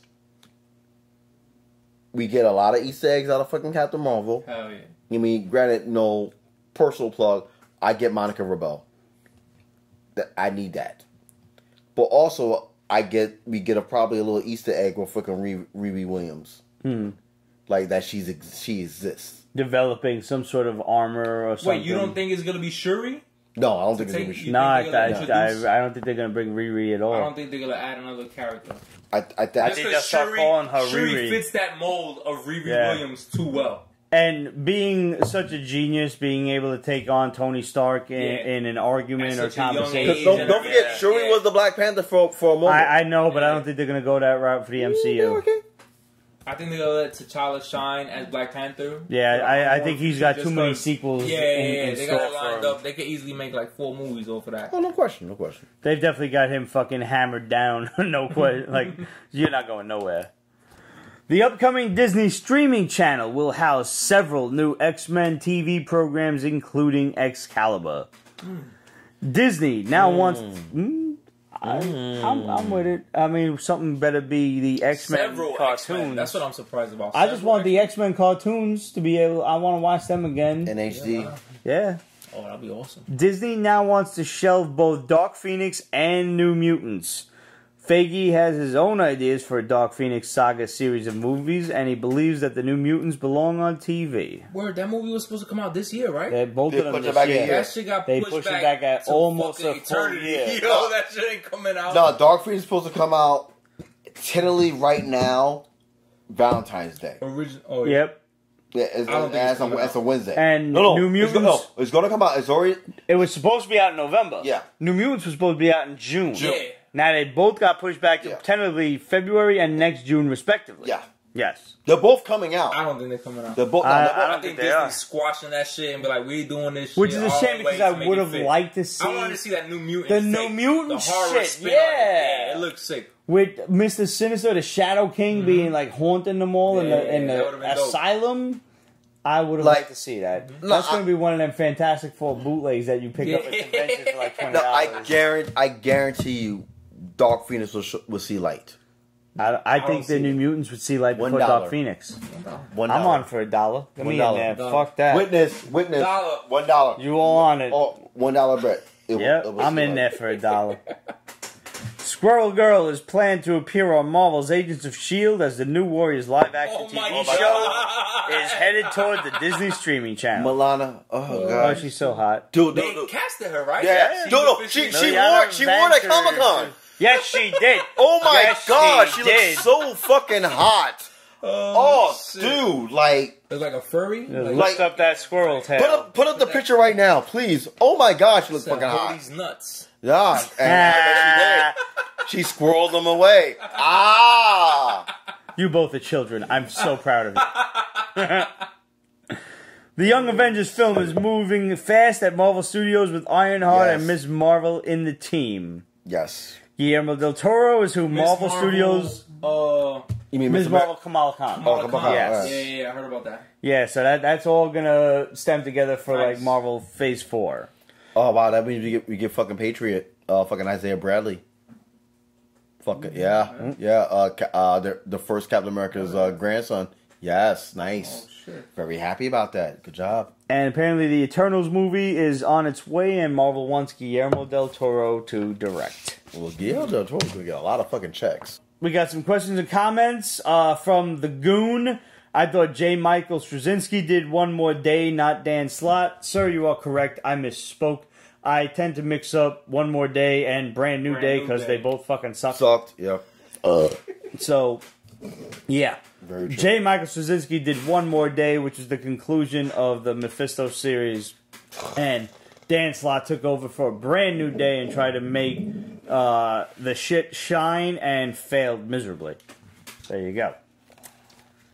Rob Wise Guy said Child's Play for a movie that took place in the city. I don't remember the New original York. Child's Play. Yeah, The first I have one? to. Yeah, Oh, I challenged our viewers last week to That's right, I have find to a look that horror up. movie I that thought took that was place in LA. New York City, I thought that was L.A.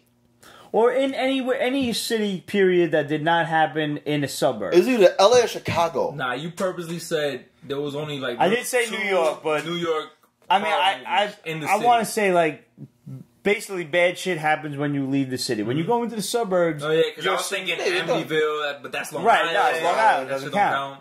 So like I always picture the first Jason. There's a couple people the who- lake. I always picture that being like upstate New York or some shit Right. like that. I mean, if you want to count Cloverfield, maybe. but I don't. I view That's that not as really a a horror. It's not really that's a a horror movie. sci-fi. I was Yeah. not Sci-fi scared of joint. that. It's like a thriller type. People was trying to say Vampire in Brooklyn. Like, no, No, Eddie that's a comedy. Murphy's. That's a comedy. That's a comedy. Eddie That's Murphy's comedy. not in a horror flick. Comedy. It's The comedy. scariest movie Eddie Murphy ever did was Haunted House or whatever it was, and that shit, not for nothing, for a kids movie, that was scary as fuck. Oh, actually, kind of scary. Shit now.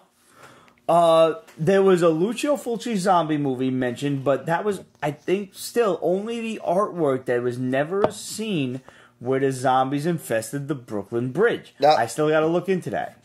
So Crystal Lake is in New Jersey. Crystal Lake is not in New York City, period. It's in Jersey. So Close Well, enough. but Jersey Yeah, not the far. first sucks. Child's Play, it looked like they filmed it in L.A. I don't know where the movie. It's either LA or Chicago. if it's in a theater, I mean, if it's in a city the whole time, then I owe Rob Wise Guy a comic.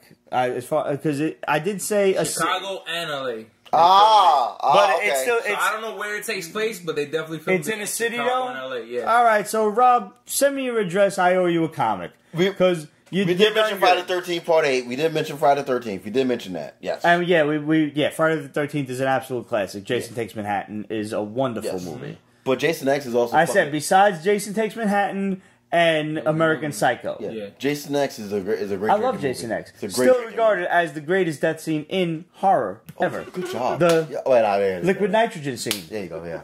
Amazing. Yeah. Chris Cooper, regarding horror-based... Oh, here we go. Regarding horror-based movies in NYC, how about every zombie movie? Wolfen. I didn't see that shit. I gotta see Wolfen. Albert Finney. Good job.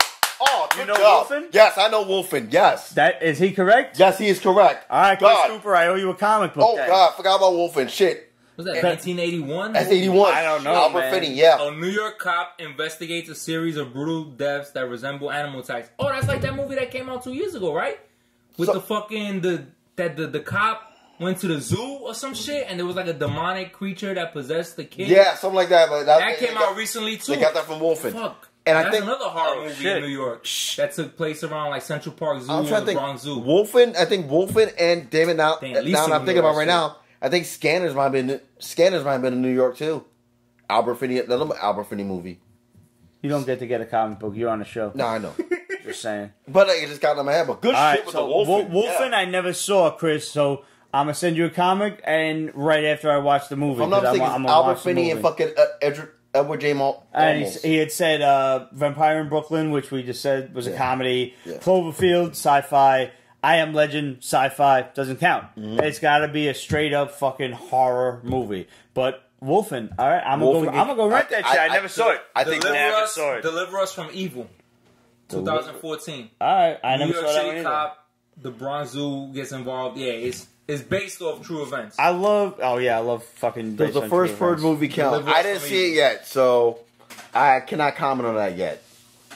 I didn't see the first Purge yet. All right, so the first Purge. That's the new one, right? Yeah, that's the new one. I didn't see that yet. All right. So thanks for that. I got a couple of movies to check out, and you guys got some free comics. So send us your addresses. Chris Cooper and Rob Wise Guy.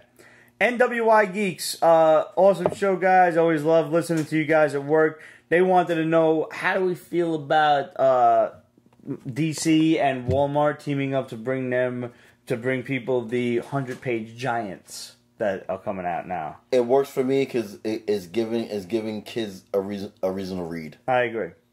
We answered this on the last episode or an episode before that, but I wanted to bring it back to light. I personally think that, like Greg said, kids reading the comics, these old school stories from like the Silver or Bronze Age, I think it's a great idea because that's what the 100-page giants were all about. They were the cheap versions of getting a whole bunch of stories of your favorite characters. They're like annuals. They're like super annuals. But to all the people out there who are going to Walmart, buying them all up and trying to sell them on eBay for twice and triple the price, trash. You guys should all be kicked in the nuts by a fucking crazy goat. You're a piece of shit.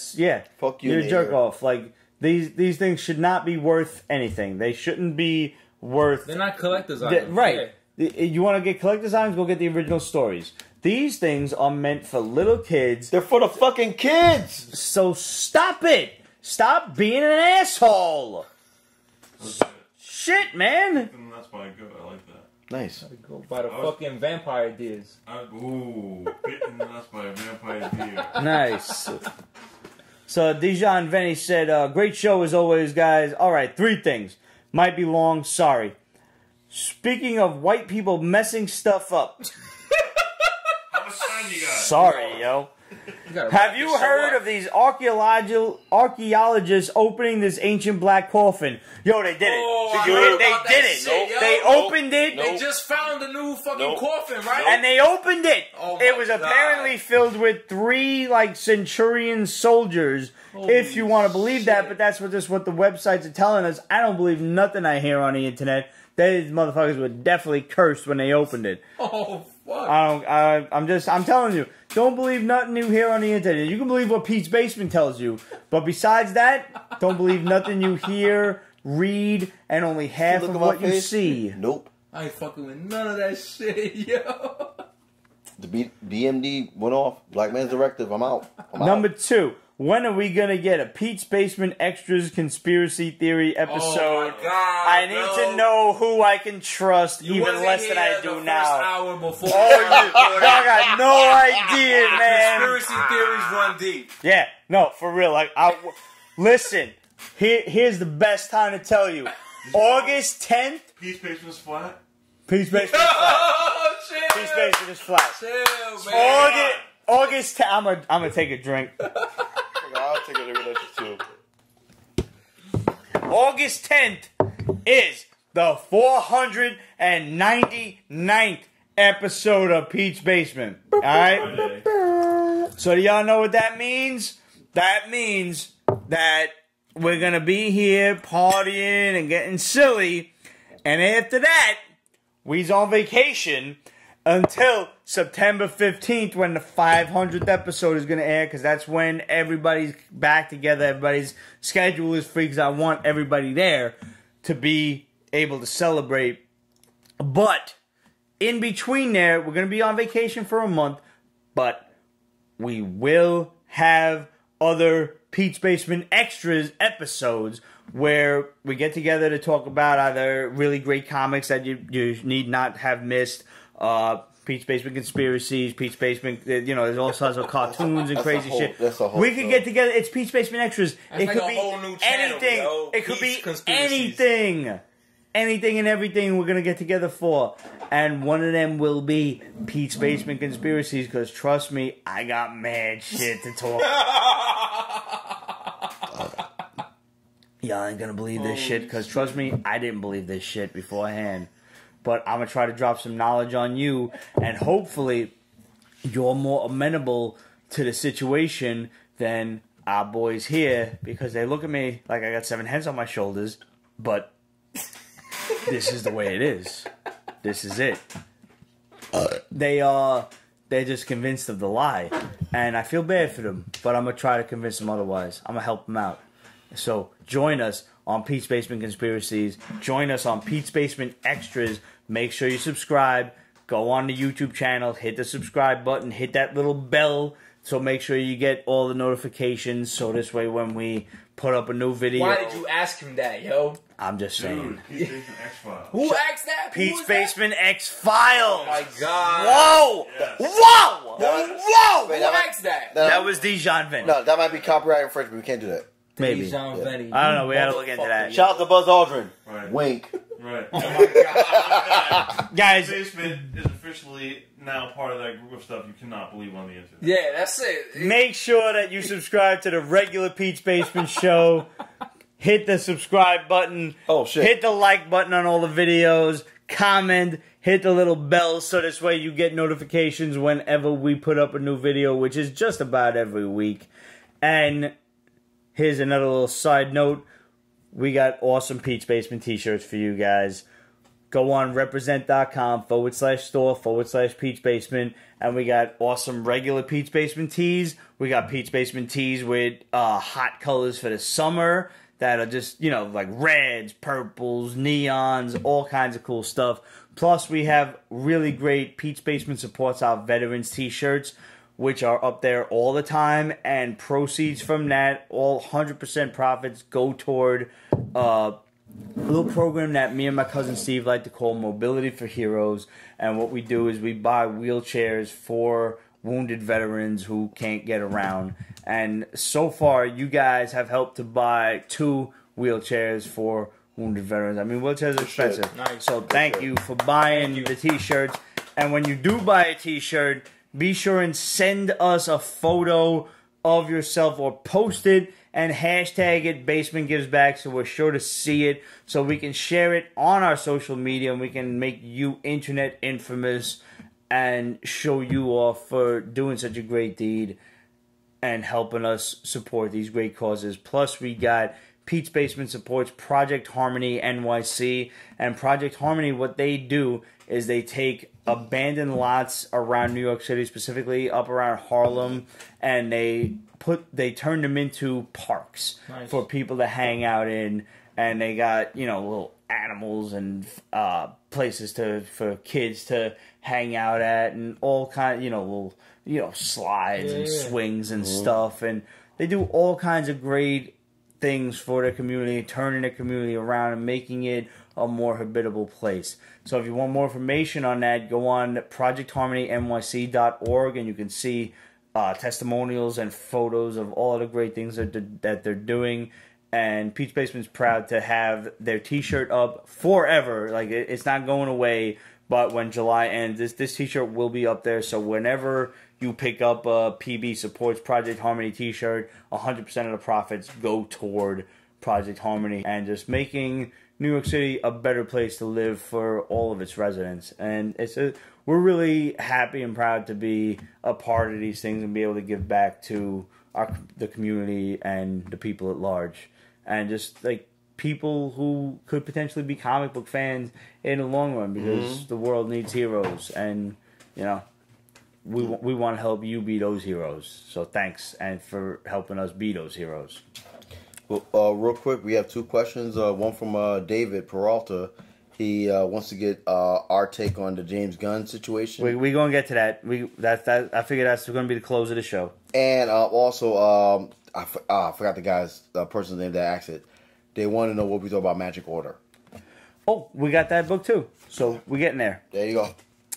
The last question from Dijon Venny is when we're going to do a Pete is bad at video games. Soon. Like right after the 499th, I'm looking into like retooling the episode and everything, and you know, making it less work to edit so we can get it out faster to you guys, and so we can put out more cool extras content and stuff like that. So Pete is bad at video games is coming real soon. Wait, so we're having a field trip to Barcade?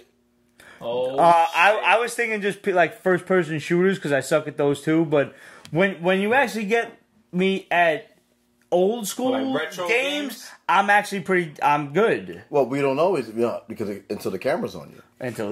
Fair enough. Well, literally tonight, I just finished God of War, the new one. Nice. It's so fucking good, yo. It's fucking amazing. Dude, I finally caved in myself. We should do like an extra and you review that.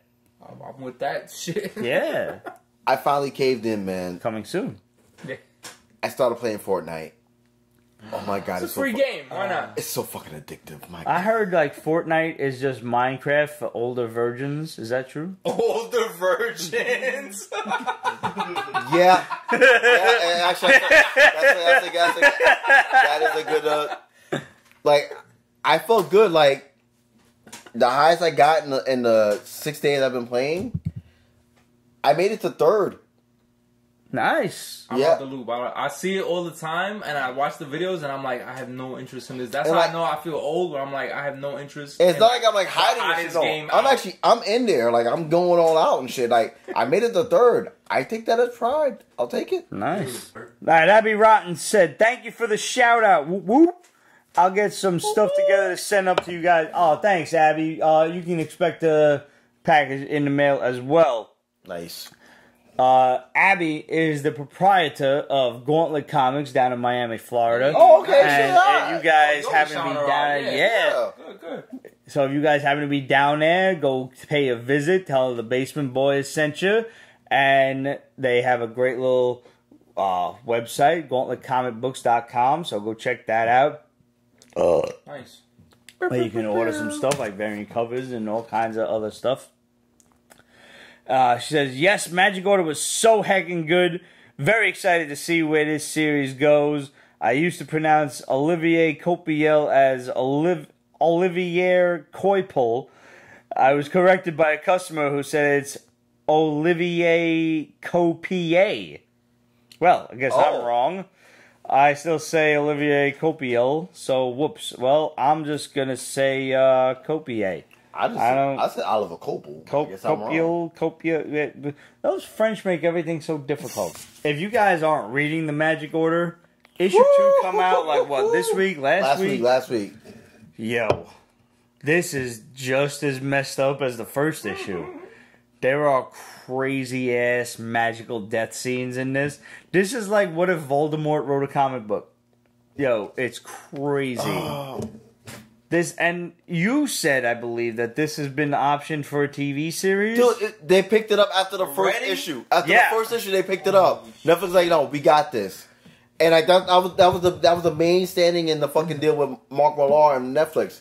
They wanted that show to be produced first. I read this book as I'm reading it. I'm sitting there like, said they're gonna have like a whole tier of this shit. Hulk, Yeah, But Hulk was got to be great. Yeah. I No, loved Hulk. but Hulk was awesome. but it was based on this book. They wanted this book to be They the first pushed show it, right? out. Really, That's why they. I'm sitting there reading it like, yo, this would make a dope TV series. Hell yeah. And when you said that, I'm like, huh. Perfect. Like it's just magical deaths and you like The cab, dude. The oh cab. man, The cab fucking scene. I just leave it at that. The cab. no, cab the scene was- old Chinese woman in the bedroom That from was issue good too. 1. Oh, that was good too. That was Yeah, good that was too. Like if your head doesn't spin around reading this series, something is you're crazy. really Something no, what about wrong the with fucking you. the old slut that fucking in the bathroom the bathroom mirror? Yeah, That was fucking great. this fucking guy. great. This book is so good. Everything about this book is great, and you need to be reading it. Yeah, go for Like it. hell yeah, dude. Like look. Matter of fact, Red. Hold up the back of the cover. Oh shit. What's They- It's coming. They already know. Oh They shit! already know. Netflix. They already Damn. know. This is issue 2. The back cover is just Netflix, straight up. That shit came out Money. before the announcement. I Yeah, think. Money. exactly. In the words of the great person, my man on fucking ESPN, Mike Greenberg, secure the briefcase. Secure the Secure Nice. the briefcase. Not secure the bag, secure the briefcase. That's what Mark Millar did with Netflix. Yeah, hell yeah. We're gonna take all of your questions from this past week on Instagram, and we're gonna forward it off to next week, and we're gonna try to answer them then in the questions and answers section. So last but not least, let's close the show with the whole James Gunn shit because I know this is gonna be a minute for everybody to say their piece. Yeah. All right. In case anybody's been living under a rock, let me preface it for you. James Gunn tweeted a bunch of shit back 10, 12 years ago, whatever it was. 2008, when there was only Before- like 15 people on Twitter. Before he was even involved with the MCU, tweeting some shit about, child pornography, dicking up kids, coming on fucking, teenagers and little real tasteless jokes. real tasteless. This is bad jokes because they weren't Bad. funny. They weren't funny. I akin to this to a sixth grader who just discovered his penis worked and he was filling out Mad Libs. Nice. Like, it's funny for you then. Looking back, it's not funny. I tried. I have some of the darkest humor around. You want an example of dark humor? Let me give you an example of dark humor. Real quick. Guy's walking through the park. He sees a little kid he's a Thai kid with a soccer jersey on. He sits down next to him. He says, "Oh, kid, you like soccer?" The kid says, "Yeah." And he says, "Oh, who are you rooting for in the World Cup?" Kid says, "I don't know. Who's playing?" And the guy says, "What, have you been living under a fucking rock for a week?" That's pretty dark. I got one for you. But Here we go. hit us. This is from the late great John Cleese, Love it. as of last Sunday. What's black and white and crawls along the floor? What? A wounded nun. Wow. That's fucked up. That's dark. It's fucked up. Dark. It's fucking dark. So basically, I mean, you shouldn't beat nuns to begin with, but mine was okay because nuns. they saved all those kids. They lost the one Navy SEAL, and that's unfortunate, but they saved all them kids, which Yeah, makes that's it crazy. okay. If they didn't save them kids, I probably wouldn't dare say that joke on national internet TV. But there's your example. There's dark humor, and then there's stupid humor. It's just he had to piss somebody off today Yep. for them to go digging that That back far. to fucking I don't know find who he something pissed to pin on off. him. Yeah. I don't know what Actually, it was. I disagree with Somebody that, Red. had- The one bad thing about Twitter is that Everything's there are a lot saved. of bored people on Twitter, and they will actually take the time and the patience to go all the way But back in your shit. this came to light already, and he had apologized for it previously. Before he even That's showed what up. bothers me the most. And at that point, when you apologize for it, why wouldn't you delete your Twitter account? Yeah, he definitely should have had and an make a new intern one? and like fucking Right. watch He that should- shit. no, he should Yeah. start- This should have He should have started anew. He should have deleted that account and started a brand new account. No. Listen to me. Lesson for everyone here and listening. You put something on the internet, it's out forever. Obviously. Never gone. Obviously. If you put something like a nude photo on some service or something like that, you I do know have a you're gonna dick see pic. it because you put privacy settings on it and you said, "Oh, privacy settings. I got the Oh, settings." yeah, we were just talking about that. Bullshit. Snapchat. It saves doesn't all matter. this shit. The NSA It's looks out at there. everything you transmitted send. it. It's out there. Somebody's got it. This is why I send a picture of my hairy ass every week to myself with a message that says, fuck you, NSA, because I know somebody out there is seeing that and they're like, God damn it. He got him. Awkward person said, looks like James Gunn didn't survive the snap. Oh! Bravo. Out. Bravo. All right, here's my thing. Let me try to break this down as best I possibly can and as, what's the word for it, as diplomatically as I possibly can. Now, like I said, I got some of the craziest, darkest humor. I find everything funny. I didn't find his tweets funny. I really, I tried. I wanted to. But I didn't think they were funny. I thought they were a 6th grade Mad Libs who just discovered his penis worked. And looking back, not great. You try to be edgy. You try to be out there. Yeah. Failed miserably. You apologize for it. That's fine. But as with me, with having a bad memory, every story is new. I didn't know this ever came about. I didn't know you apologized for it. So when it came about now, it's all new. It's brand new. And even though you apologize for it then, nobody knows that. Nobody now, myself included, knows that. So all of these people are reacting now. And Disney reacted now. They reacted immediately and fired him. Immediately. Was that a good decision? Now, here, let's break this down. James Gunn was a great director. He did wonders with Guardians of the Galaxy. There are a couple of people who don't like what he did, but, you know, it is what it is. You He's the reason why that franchise is what it is. You can't please everybody. Yeah. I thought he did Guardians good. of the Galaxy was a C-list book. Yeah. That And made it he made it great. movie. Yep. Do I not think Takiki Wachutu, whatever the fuck his name is, could do a great job? What? Damn it. Yeah, you Taki can't think of it Waititi. either. Wachutu. Do I hear you refer to me as White Devil? Not yet. Is how they know you. Taika Waititi. There you go. Whatever this guy's name is, he can do a great job. I know he can. But let's go back. Now, you got James Gunn, and he's making all of these tweets about fucking little kids. Coming inside little kids, getting off watching little kids. I don't care what you say about 9/11. I don't care what you say about other shit. But you're making sexual jokes about little kids. Dude, he was a white R. Kelly. And you're working for Disney. Yeah, that shit's crazy. You're working for a company that specializes in making children's kids' entertainment. movies. Yeah. So, should James Gunn be blackballed from Hollywood completely, the way it seems like it's going? he's about to No, absolutely not not. fucking work again. He's a brilliant director. He's funny. He has apologized for this shit time and again. Let the man be. Let the man save his own face. Let him work. Sony removed him from SDCC, and they you know, like forcibly or whatever. Like and 2 he's days probably before the fucking right, and presentation, he's right? probably going to be removed from whatever project he was working on. Should that have happened? Probably not. Should he be able to work for Disney? Because a company that makes children's entertainment movies? Probably not. I don't know. Like, should Disney have fired him? Way before he started I working know, for Disney. but- It's crazy. But as Roger said, nothing on the internet has ever gone. But see, the thing, those things were out there before. They Disney hired brought- him, no, right? no. they've always been out there. No. Correction.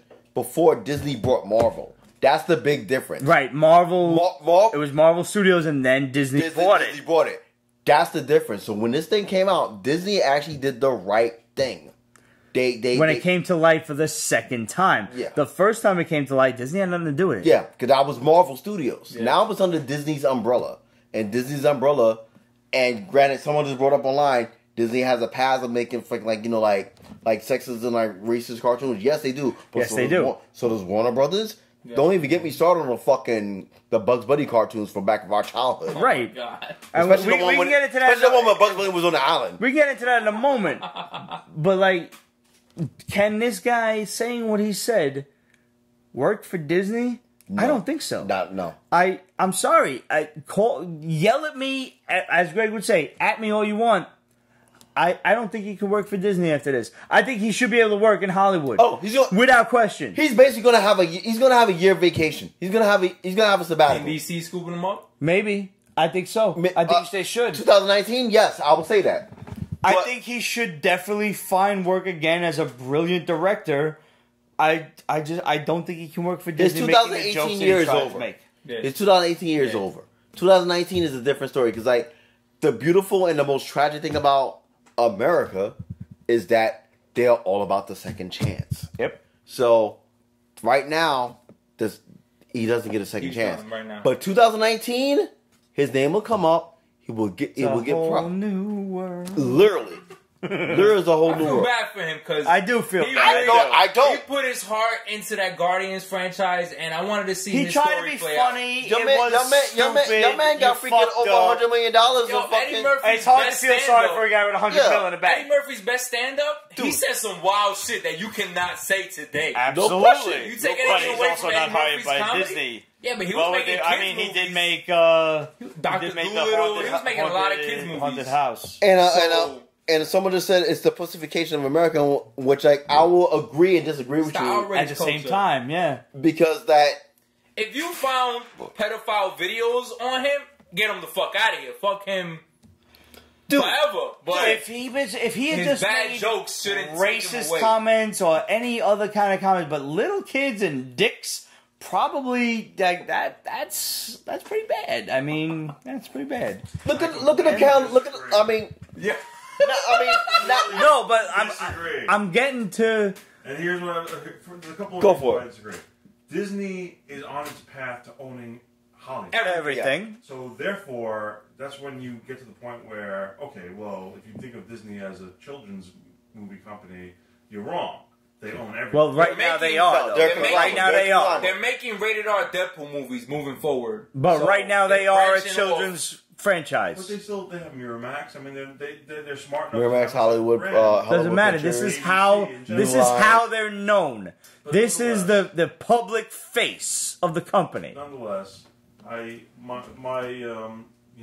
mean, poor taste. You can argue his humor or not. Terrible. And fine. It's not funny. It's not funny. Great. So you don't get points for that. But nonetheless, I mean, being a pedophile is different from saying stupid pedophile Absolutely. jokes. If you were a Well, pedophile, yes, but only you by a few deserve to degrees. be, hung by your Yeah. balls and never make another movie again, Absolutely. regardless, because you're hung by your balls. There you go. You However, shouldn't be making dicks and children's jokes. You just shouldn't. I mean, You have the right to make a stupid joke. You do, but you should also suffer the fucking consequences. That's what people fail to realize in this goddamn day and age, is there are fucking consequences to shit you say. It is what it is. I'm gonna plead the fifth dimension for. You don't get a fucking 5th place participation trophy. You suck. You fucked up. Suffer. I'm just gonna mention 2 names. I'm just gonna leave it at that. Eh? R. Kelly, Woody Allen. Well, It's true. And also, like, He married his fucking daughter. Yeah, that's and how the fuck he's allowed to That's participate, I'm not even gonna say. They had every opportunity to go back and look at his tweets, and they didn't. So the fact that, it's not like... Somebody else for did. it and He brought pissed that to light, somebody yo. off. He didn't have He pissed all somebody us off. to lose. No, you know what it was? It was a right-winger who was upset about Roseanne. The Pizzagate. I know what I know. They were upset about Roseanne getting fired, and so they went back, and he wasn't the first one. They did this to a bunch of other people. Yeah. Where they No. went back in their Twitter and was like, oh, how are you going to, to ABC, how are you gonna like? I know, it was find the asshole and behind not fire Pizzagate. James I Gunn? read all about it. So that was what it was. It was like a hit job basically on like James Gunn specifically. But the reality is like that's like if we were held accountable in our current job for every stupid motherfucking thing we Wow. Could you imagine would you have a job? Listen, Any of us have jobs. my only job is to tell people what comics are good and what aren't. I'm not getting paid $100 million for it by Disney, so I can make whatever jokes I want. He wasn't getting paid $100 million then. He said it. But they Someone were just- then. Someone just said he lost his roots, so now he lost his roots. That's so cold. And the simple fact is, Disney has had, along with Warner Brothers, a lot of racist shit in their past. Yes, they have. And they've done a decent job of trying to eradicate that from the face of history. But as with the internet, nothing is erased forever. No. But I will say that Jekyll. on the grand scheme of bad things, evil, let's say, but bad things, I think racism is probably about here, and dicking children is probably about I here. know, but my point I'm just saying. he didn't do it. He's not. That As far as we know, if he did it, then fine. Listen, If you're allowed if, to. like, for instance, But you the made example- stupid perfect jokes. example You made a bad joke. It's like saying to your boss, "Fuck you off." Find out Kevin Spacey was like diddling like actors, 15-year-olds in his private fucking Yeah. Hollywood Hills. Yeah. Yeah. Oh, you're out. He's out forever. You can't make a joke about your boss saying, "Oh, fuck this asshole," and then he finds out about it on social media and fires you. It's the same shit. It's on social media. If you would have texted it to somebody and said, "Oh, yo, look at these, I'm fucking getting hard watching these fucking 5-year-olds." Gray area. You made a stupid Bullshit. joke. You made a fucking dumb joke and you put it out for the public to look at. But it's not. But But Twitter wasn't as big as in 2008 as it is now. Nobody could have But no, but foreseen see, what should've but had guys, the fucking but guys, sex you guys to are missing the delete big. You guys are missing the biggest point. The biggest point in the definition of the word social. Social means it's social to everybody. Right. So if you say it socially, guess what? They can socially come at you. So you fucked up when you actually took the time, the patience, and the stupidity Why to tweet this out. not delete the tweets after It's they they- came to light the first time? Delete your whole account, make a new one. doesn't- And but that's all not- of this ends. It still stays there, like Do that. It doesn't It's- matter. it stays forever. You said it. it Doesn't stays matter. forever. Doesn't matter. But You can go to internetarchive.com and .org. yeah, But no one would have found that. No one would have gone through that much effort. Sure they would. No, they wouldn't have. Her- They would have found somebody. They would have found somebody else whose tweets were immediately available. there's It's that simple. there's an infamous. If you put it out there, it's out there. If Bull. you did it, it's like if you stabbed the guy, but like nobody saw it. Is he dead? Yeah, he's dead. There's an infamous NFL coach by the name of Herm Edwards. We all know him, former jet coach. And what he does every year, he does a symposium for the rookies of the NFL, and he literally does a symposium about social media. And he tells the rookies, I know you're young, you're full of life, so on and so forth, and I know you're on social media. So when you're about to type a tweet out, you're all full of hope and dreams, and you're all full like you're amped. You're all about the life. You're typing up, so on and so forth. Just when you're about to hit send, I want you to ask yourself 2 questions. Are you sure? The second question is, really? But that's today. In this climate, in this world. 10 years ago, who were you when you were 34? Who were you when you were 24? I get That's it, but 3 different people Oh, no from question, who you no are question, today. And also, They shouldn't hold them accountable you for that should have shit. looked back. it's No. like No. the first 10 years. Accountable, of yes. existence. Damn him, no. They should not damn him for it. Accountable for the actions right now. Like I yes. said, Bad I'm not jokes. saying he should be blackballed from Hollywood. Should not I'm be saying he blackballed. can't work for Disney. That's it. He's on time off He for the rest made of the year. children dick jokes. You can't work for a company that specializes in children's movies. I'm not saying blackball him from Hollywood. He's a great director. I'm saying you can't work for a movie that a company that specializes in children's flicks when you're talking about dicking children. Yeah. It's that simple. What about George Carlin as Mr. Conductor? That doesn't fucking matter. That's what I'm saying. George was the fucking George Carlin ever joked about raping children? No, but Exactly, never. No. No. I know what joke you're talking about. No, I know what joke you're talking about. No. George Carlin has made a lot of bad jokes and a lot of crazy ass jokes, but he has never once made a fucking child rape joke. But the point is, okay, that's the point. That is the point in and of itself. On this that I'm trying to like get to, where obviously, you know, I find, you know, I'm against child rape. Obviously. Of course. Well, you should be. I mean, I think we all are. I think we can all be in agreement there. That's clear. Nobody's arguing that point. There is like, well, if the kid didn't want it, they shouldn't have dressed in that fucking Groucho, you know, fucking asshole. I mean, I am an asshole. I'm in a fucking not Groucho, fucking. Well, Groucho Marx? No, what's this motherfucker? Oscar the Grouch T-shirt. That's where I was going with it, but I'm drunk and I said Groucho. I think you will agree with me on the idea of what's it called? We are far too politically correct. We absolutely are. Too much. So there's the point is that, you know, you should be allowed to make bad jokes and apologize for it if you feel like it was in poor taste, and that apology being sincere, as long as you are not actually a child rapist. Yeah. You know, we've all made really terrible jokes in the past. If that were ever to come to light and we were held accountable for it, none of us would have jobs. Yeah. I mean, we look back at our past because like we're all the same age group and stuff. We look back at the past, like movies, and thank God that social media was not invented when we were younger. We'll be done, but like movies like fucking Blazing Saddles can never be remade in this day and age because of the jokes the jokes and the tone in that movie. Because people lack a sense of humor nowadays. Very true, but people would have got offended. Like not just like you know, not just like black people or Jewish people. Gay people would have got offended by that fucking movie. Granted, it was not the jokes weren't malicious. They were in good simple shit like TV shows too, like Married with Children. Married with Children. That's just forever a classic. Three's Company. Three's Company.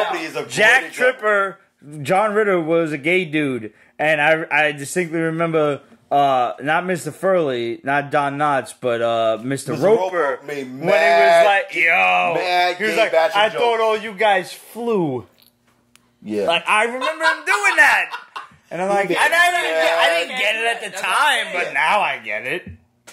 Like, but that you can't get away with that shit now. That being said, there's more of a conscience of it, obviously, but there's also more of an awareness of it. Saying he knows today to not tweet shit like that today. It'll be a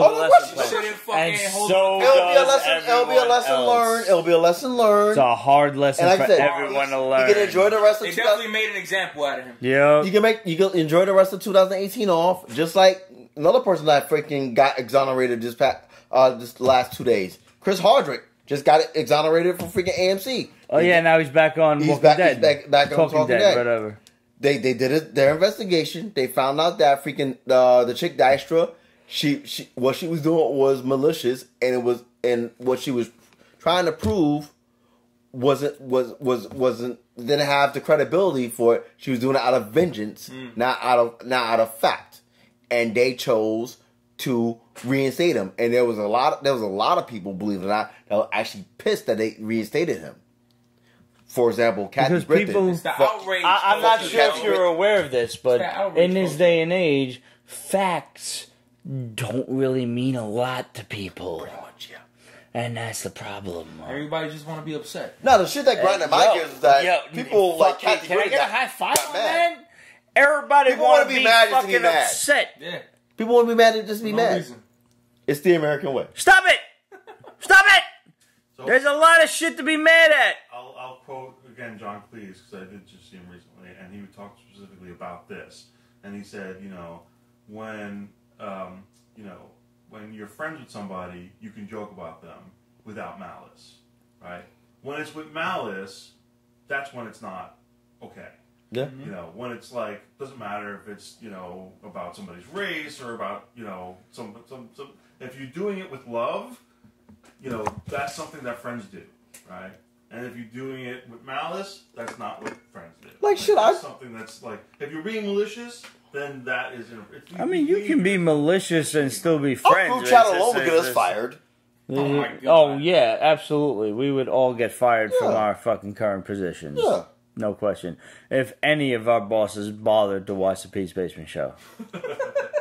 So Luckily, this isn't going on the internet. luckily, it's not What? going on the internet.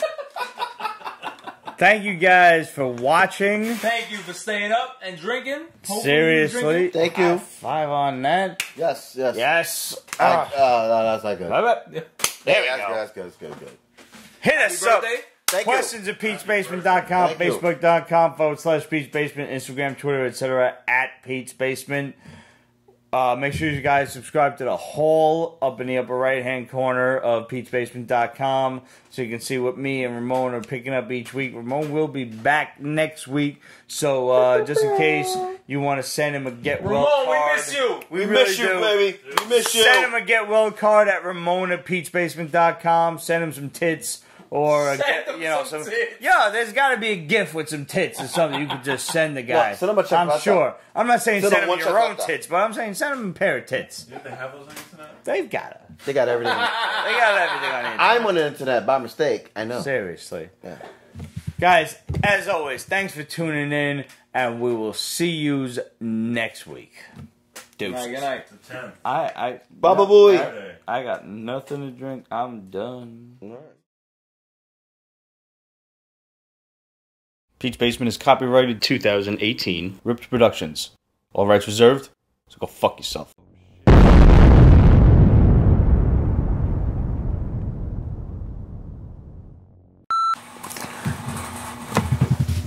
What the fuck was that, yo? Oh, let that ride. That was great. That's so going in the outtakes. I hope the mic got that. It was like a tiny horse. Yeah. Yeah, what the fuck was that? That was definitely the ghost. There was no question about that's the We ghost. got a fucking the Headless Horseman in the basement? No, There's so much that- shit I'm running out. around here. Yeah, I'm ready to boogie, yo. I'm out. I'm out. All right, let's go to some. It happens.